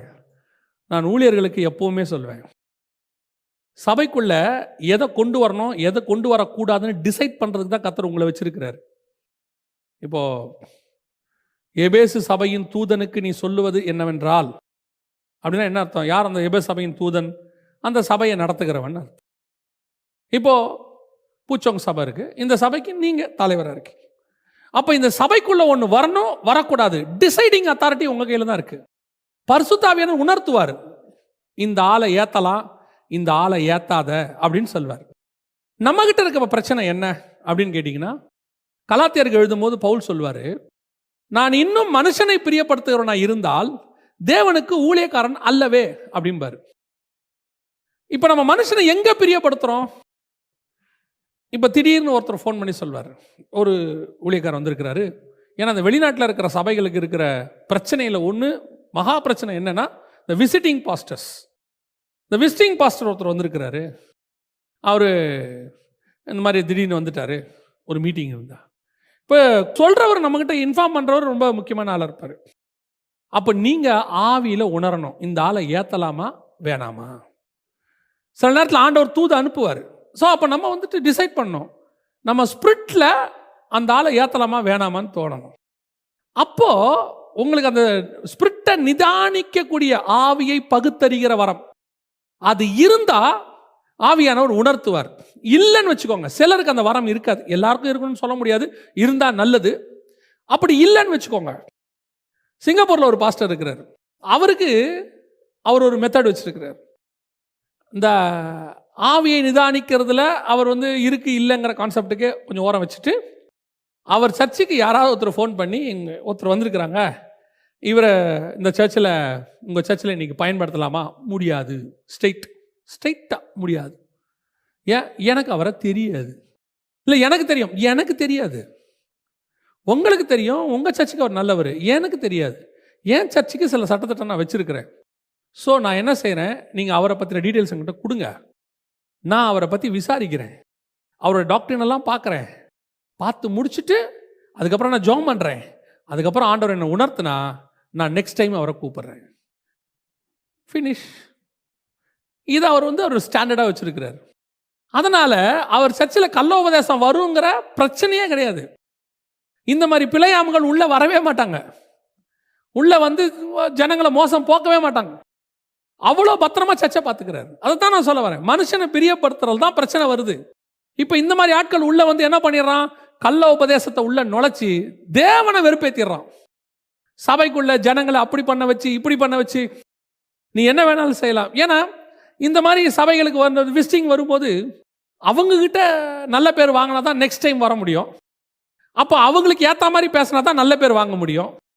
கடிஞ்சு கொண்டு பேசினா நான் ஒரு சபைக்கு வந்தபோது ஒரு தம்பி சேரில் இப்படி காலை நீட்டிக்கிட்டு இப்படி உட்காந்துருந்தான், பபுளுகம் மென்னுக்கிட்டு இருந்தான். நேராக உக்காருன்னு இப்படி என்னை பார்த்துட்டே இருந்தான். நேராக உக்காரு அப்படின்னு உக்காந்தான். போய் பபுளுகம்மை துப்பிட்டு வா அப்படின்னு. உடனே அங்கேருந்த பாஸ்டர் சொன்னார், இது நான் சொல்கிறது வெளிநாட்டில் நடந்தது. அங்கே பாஸ்டர் சொன்னார், இல்லை பாஸ்டர், நம்ம இப்படிலாம் சொன்னோம்னா அவங்க சர்ச்சை விட்டே போயிடுவாங்க. போட்டோம், அவன் திருந்துறதுக்குன்னு ஒரே இடம் சர்ச்சு தான். இங்கேயும் அவன் திருந்தாமல் இருந்தானா எதுக்கு அவன் இங்கே இருக்கணும்? அவனை திருத்தறத நம்ம தான் சொல்லிக் கொடுக்கணும். இப்போ ஸ்கூலுக்கு அனுப்புறீங்க, அங்கே பாடம் சொல்லி கொடுக்கும்போது டீச்சர் சொல்கிறாங்க, சிலர் ஒழுங்குகள் சொல்லி கொடுக்குறாங்க. நீங்கள் போய் டீச்சர்கிட்ட நீங்கள் ஒழுங்கெல்லாம் சொல்லி கொடுக்காதீங்க, அவன் ஸ்கூலை விட்டு போயிட்டானா அவன் வரான் போகிறான் விட்டுருங்க. அப்போ டீச்சர் சொல்லுவாங்க, எதுக்கு நான் இங்கே அனுப்புகிறேன், அதுக்கு வீட்டிலே வச்சுக்கோ, இங்கே வந்தால் இதான் யூனிஃபார்ம் இப்படி தான் போடணும். இல்லை இல்லை நான் யூனிஃபார்ம் போக மாட்டேன், வராத. ஸ்கூலில் சொன்னால் கேட்க முடியுது, வேற எங்கேயாவது சொன்னால் கேட்க முடியுது. ஆனால் சபையில் சொன்னால் மட்டும் இல்லை, அப்படிலாம் சொல்லக்கூடாது சபையில். ஏன்? சரீரத்துக்கு ஆசீர்வதிக்கிறவனே உன்னை இவ்வளோ இன்ஸ்ட்ரக்ஷன்ஸ் போடுறான், அதுக்கு நீ கீழ்ப்படுகிற. ஆத்மாவை பரலோகத்துக்கு கூட்டிகிட்டு போகிறதுக்கு இன்ஸ்ட்ரக்ஷன்ஸ் பைபிளில் இருக்கு, இதுக்கு கீழ்ப்படியக்கூடாது, அதை சொல்லவும் கூடாது. கீழ்ப்படியாது அவங்கள்ட்ட சொல்ல வேண்டிய பொறுப்பு நம்மளுது இல்லை, சொல்லவே கூடாதுன்னா. இன்னைக்கு அதான் நடந்துட்டு இருக்குது. பிழையாமையின் உபதேசம் தேவனை வெறுப்பேற்றுற மாதிரி. யோசிக்கணும், எது எது கர்த்தருக்கு பிரியமானது, எது எது கர்த்தருக்கு பிரியம் இல்லை. சபையில் கர்த்தரை தவிர வேற யாருக்கும் அங்கே மகிமையோ கனமோ கிடையாது. யாரையும் கூப்பிட்டாங்க கனப்படுத்தக்கூடாது, அப்படியே தூக்கி மொக்கிறது, கர்த்தருக்கு ஈக்குவலாக வைக்கிறது. இவர் இல்லாட்டி சர்ச்சே நடந்திருக்காது. இந்த சர்ச்சை உருவாக்குறதுக்கு இவர் தான் காரணம், கர்த்தர் காரணம். நீ வேணா கர்த்தரை விட்டுட்டு அந்த ஆளை வச்சு ரெண்டாவது சர்ச்சை கட்டு பார்ப்போம், கட்ட முடியாது உன்னால. ஏன்? கர்த்தர் சொன்னார்னா கட்ட முடிஞ்சிச்சு. கர்த்தர் இல்லாமல் அந்த ஆளை மட்டும் வச்சு கட்டிப்பாரு, முடியாது. இன்னைக்கு சபையில் மனுஷனை பிரியப்படுத்துகிறது, அதான் பிழையாம். பிழையாமுக்கு எப்படியாவது மனுஷனை பிரியப்படுத்தணும், பாலாக்க. அதுக்கு தேவ ஜனங்களை பலி கொடுத்தான். இன்னைக்கு அதான் நடக்குது. கடைசியாக இன்னும் ஒரு உபதேசம் இருக்கு, அதையும் ஆண்டவர் சொல்றார், சபைக்கு தான் சொல்றார். கடைசியாக வெளிப்படுத்தின விசேஷம் 2ஆம் அதிகாரம் 20வது வசனம். ஆகிலும் உன் பேரில் எனக்கு ஒரு குறை உண்டு, என்னவெனில் தன்னை தீர்க்கதரிசி என்று சொல்லுகிற ஏசபேல் என்னும் ஸ்திரீயானவள் என்னுடைய ஊழியக்காரர் வேசித்தனம் பண்ணவும் விக்கிரகங்களுக்கு படைத்தவைகளை புசிக்கவும் அவர்களுக்கு போதித்து அவர்களை வஞ்சிக்கும்படி நீ அவளுக்கு இடம் கொடுக்கிறாய் அப்படின்னு இருக்குது. இப்போ இந்த வசனத்தை நல்லா கவனிச்சு பார்த்தீங்கன்னு சொன்னால், விக்கிரகங்களுக்கு படைத்தவைகளை புசிக்கும்படி அவ போதிக்கிறா. ஏசபேல் என்னும் தீர்க்கதரிசி என்று சொல்லுகிறவள், தன்னை தீர்க்கதரிசி என்று சொல்லுகிறவள். நீங்கள் இது எங்கே இருக்குது? 1 ராஜாக்களின் புஸ்தகம் 18ஆம் அதிகாரத்தில் நீங்கள் வாசிக்க முடியும் ஏசபேலை குறித்து. ஏசபேல் என்ன பண்ணானா, தீர்க்கதரிசிகளை கூப்பிட்டு பந்தியில் சாப்பிட வச்சா. அதில் 2 வகையான தீர்க்கதரிசி, ஒன்று பாகால் தீர்க்கதரிசி, இன்னொன்று ஏசபேலின் பந்தியில் சாப்பிடுகிற தோப்பு விக்கிரகக்காரன் அப்படின்னு இருக்குது. அப்போ நல்லா கவனிச்சிங்கன்னா 1 ராஜாக்களின் புஸ்தகத்தில் அது கொடுக்கப்பட்டிருக்கு. இப்போ நல்லா கவனிச்சிங்கன்னா, ஏசபேலுடைய பந்தியில் சாப்பிட்ற தீர்க்கதரிசின்னு ஒன்று இருக்கு. ஏசபேல் யாரு? ராஜகுமாரத்தி. இவ தன்னை என்னன்னு கூப்பிட்டுக்கிறா? தீர்க்கதரிசின்னு கூப்பிட்டுக்கிறா. நல்லா தெரிஞ்சுக்கொள்ளுங்க. இப்போ ராஜகுமாரத்தி தீர்க்கதரிசி ஆயிட்டானா என்ன ஆகும்? ராஜாவும் ஆசாரியருமாகி அவர் மெல்கிசேதேக்கின் முறைமையை தன்னை காட்டிக்கிறா. அப்போ நியூ டெஸ்ட்மென்ட் சர்ச்சில் இப்படிப்பட்ட காரியங்கள் நடக்குதுன்னு ஆண்டவர் சொல்றார். குறை உண்டு. என்னது? இவன் தீர்க்கதரிசியே கிடையாது. தீர்க்கதரிசியே இல்லாத ஆளு தன்னை தீர்க்கதரிசின்னு காட்டிக்கிட்டு ஜனங்களை தப்பான உபதேசம். என்ன? விக்கிரகங்களுக்கு படைத்தவைகளை புசித்தாயினா என்ன அர்த்தம் அப்படின்னு கேட்டீங்கன்னு சொன்னா, விக்கிரக வழிபாடு என்பது வேதாகமத்தில் யாக்கோபின் புஸ்தகம் 4ஆம் அதிகாரம் 4-5 வசனங்களில் ஸ்பிரிச்சுவல் அடல்ட்ரின்னு சொல்லப்பட்டிருக்கு. நீங்கள் யாக்கோபு புஸ்தகத்தை வாசித்து பார்த்தீங்கன்னு சொன்னால், அங்கே விக்கிரகங்களை பற்றி சொல்லும்போது 4ஆம் அதிகாரம் 4, விபச்சாரக்காரரே விபச்சாரிகளே, உலக சிநேகம் தேவனுக்கு விரோதமான பகை என்று அறையீர்களா? ஆகையால் உலகத்துக்கு சிநேகனாய் இருக்க விரும்புகிறவன் தேவனுக்கு பகைஞனாய் இருக்கிறான். விபச்சாரம்னா என்ன? கணவன் இருக்கும்போது அல்லது ஆல்ரெடி ஒரு மனைவி இருக்கும்போது தவறான உறவு இருக்கிறதுக்கு பேர் தான் விபச்சாரம். அப்படின்னா கர்த்தர் உனக்கு ஒரு மணவாளனா இருக்கிறாரு, சபையில் இருக்கிறார், உனக்கு ஒரு உபதேசத்தை கொடுத்துருக்கிறார்.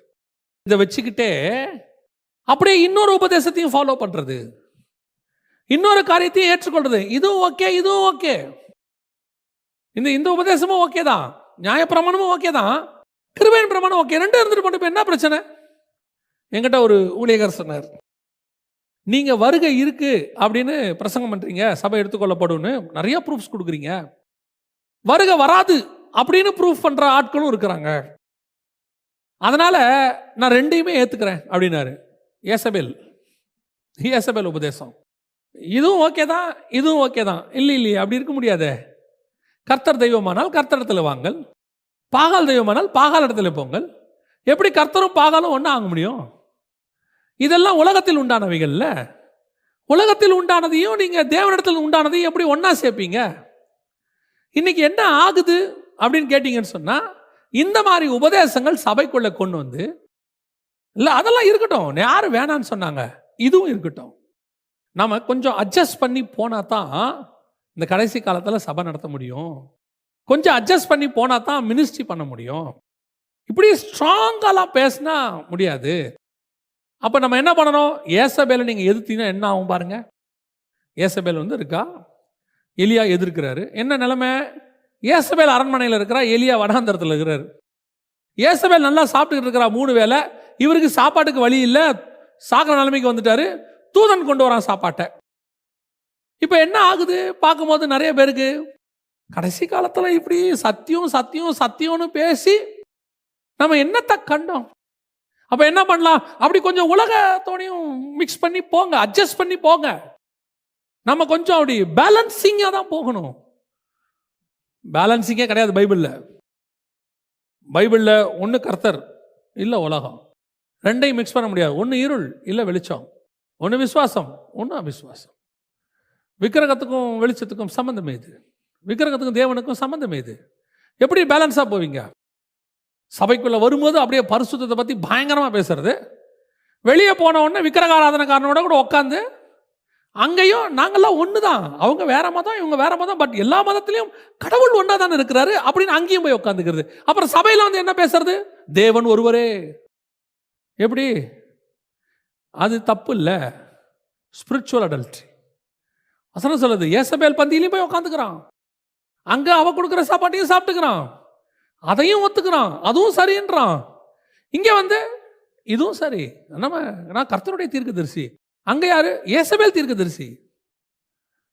எலியா சொல்றான், எல்லாரையும் வர சொல்ல, இன்னைக்கு நிரூபிக்கிறோம் யார் கர்த்தருடைய தீர்க்கதரிசி. சபை நிரூபிக்கிறதுக்காக இருக்கிறது. நீங்க சத்தியத்தை பேசினா சத்ருவா தான் மாறுவீங்க, எந்த மாற்று கருத்தும் இல்லை. சத்தியத்தை பேசுறதுனால உங்களை தலையில தூக்கி வச்சுக்கிட்டுலாம் ஆட போறதில்லை யாரும். நீங்க சத்தியத்தை பேசுறதுனால உங்களை கூப்பிட்டு மேல உட்கார வச்சு இவர் சத்தியம் பேசுறவர்னு சொல்ல போறதில்லை, அன்லெஸ் கர்த்தர் செய்தால் அது வேற.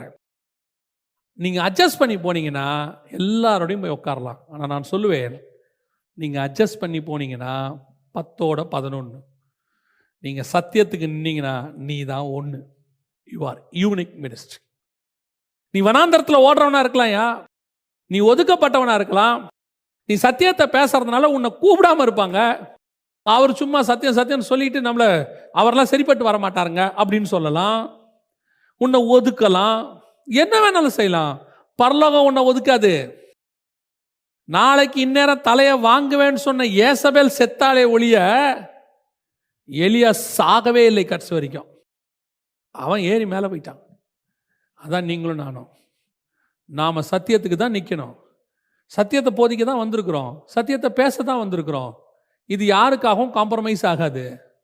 சில வெளிநாட்டு சர்ச்சில் கொண்டு போய் நிறுத்தினோடனே, பணக்கார சர்ச்சில் நிறுத்தினோடனே நம்மளை அறியாமலேயே நம்ம அவங்கள பார்த்த உடனே ஐயோ இவங்ககிட்டலாம் நம்ம கொஞ்சம் பதமாக தான் பேசணும், கொஞ்சம் பொறுமையாக தான் பேசணும்.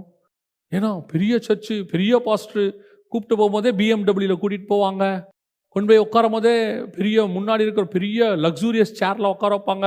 அவங்களுடைய ப்ரோட்டோக்காலே பயங்கரமான ப்ரோட்டோக்காலாக இருக்கும்.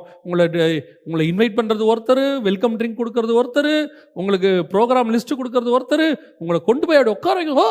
அங்கே நீங்கள் பேசும்போதே ஆரம்பிக்கும் போதே இவ்வளவு அழகான சபைகளை நான் பார்த்ததே இல்லை. நான் க்ளோஸ். நீ என்ன சத்தியம் சொல்ல வந்தியோ அந்த சத்தியத்தை நேராக சொல்லு. யாரையும் திட்டணும், யாரையும் கண்டம் பண்ணுறது நம்ம வேலை இல்லை, அது பொழப்பம் இல்லை. இது சத்தியம். நீ சத்தியம் பேசும்போது அங்கே இருக்கிற 10 பேருக்கு குத்தணும். ஏன்னா அவன் சத்தியத்தில் இல்லை. குத்துனாதான் அதுக்கு பேர் சத்தியம். நீ சொல்லணும். நீ ஏசபேலை பார்த்த உடனே ராஜகுமாரத்தையே நம்ம எப்படி எதிர்க்கிறது? தலை போயிருமே, போட்டோம். இருந்தாலும் தலை கர்த்தருக்கு, போனாலும் தலை கர்த்தருக்கு. இருந்தால் சத்தியம் பேச போகிறேன், தலையை எடுத்தீங்கன்னா பரலோகத்தில் அவரை போய் துதிக்க போகிறேன். எப்படி எது வசதின்னு பார்த்துக்குங்க.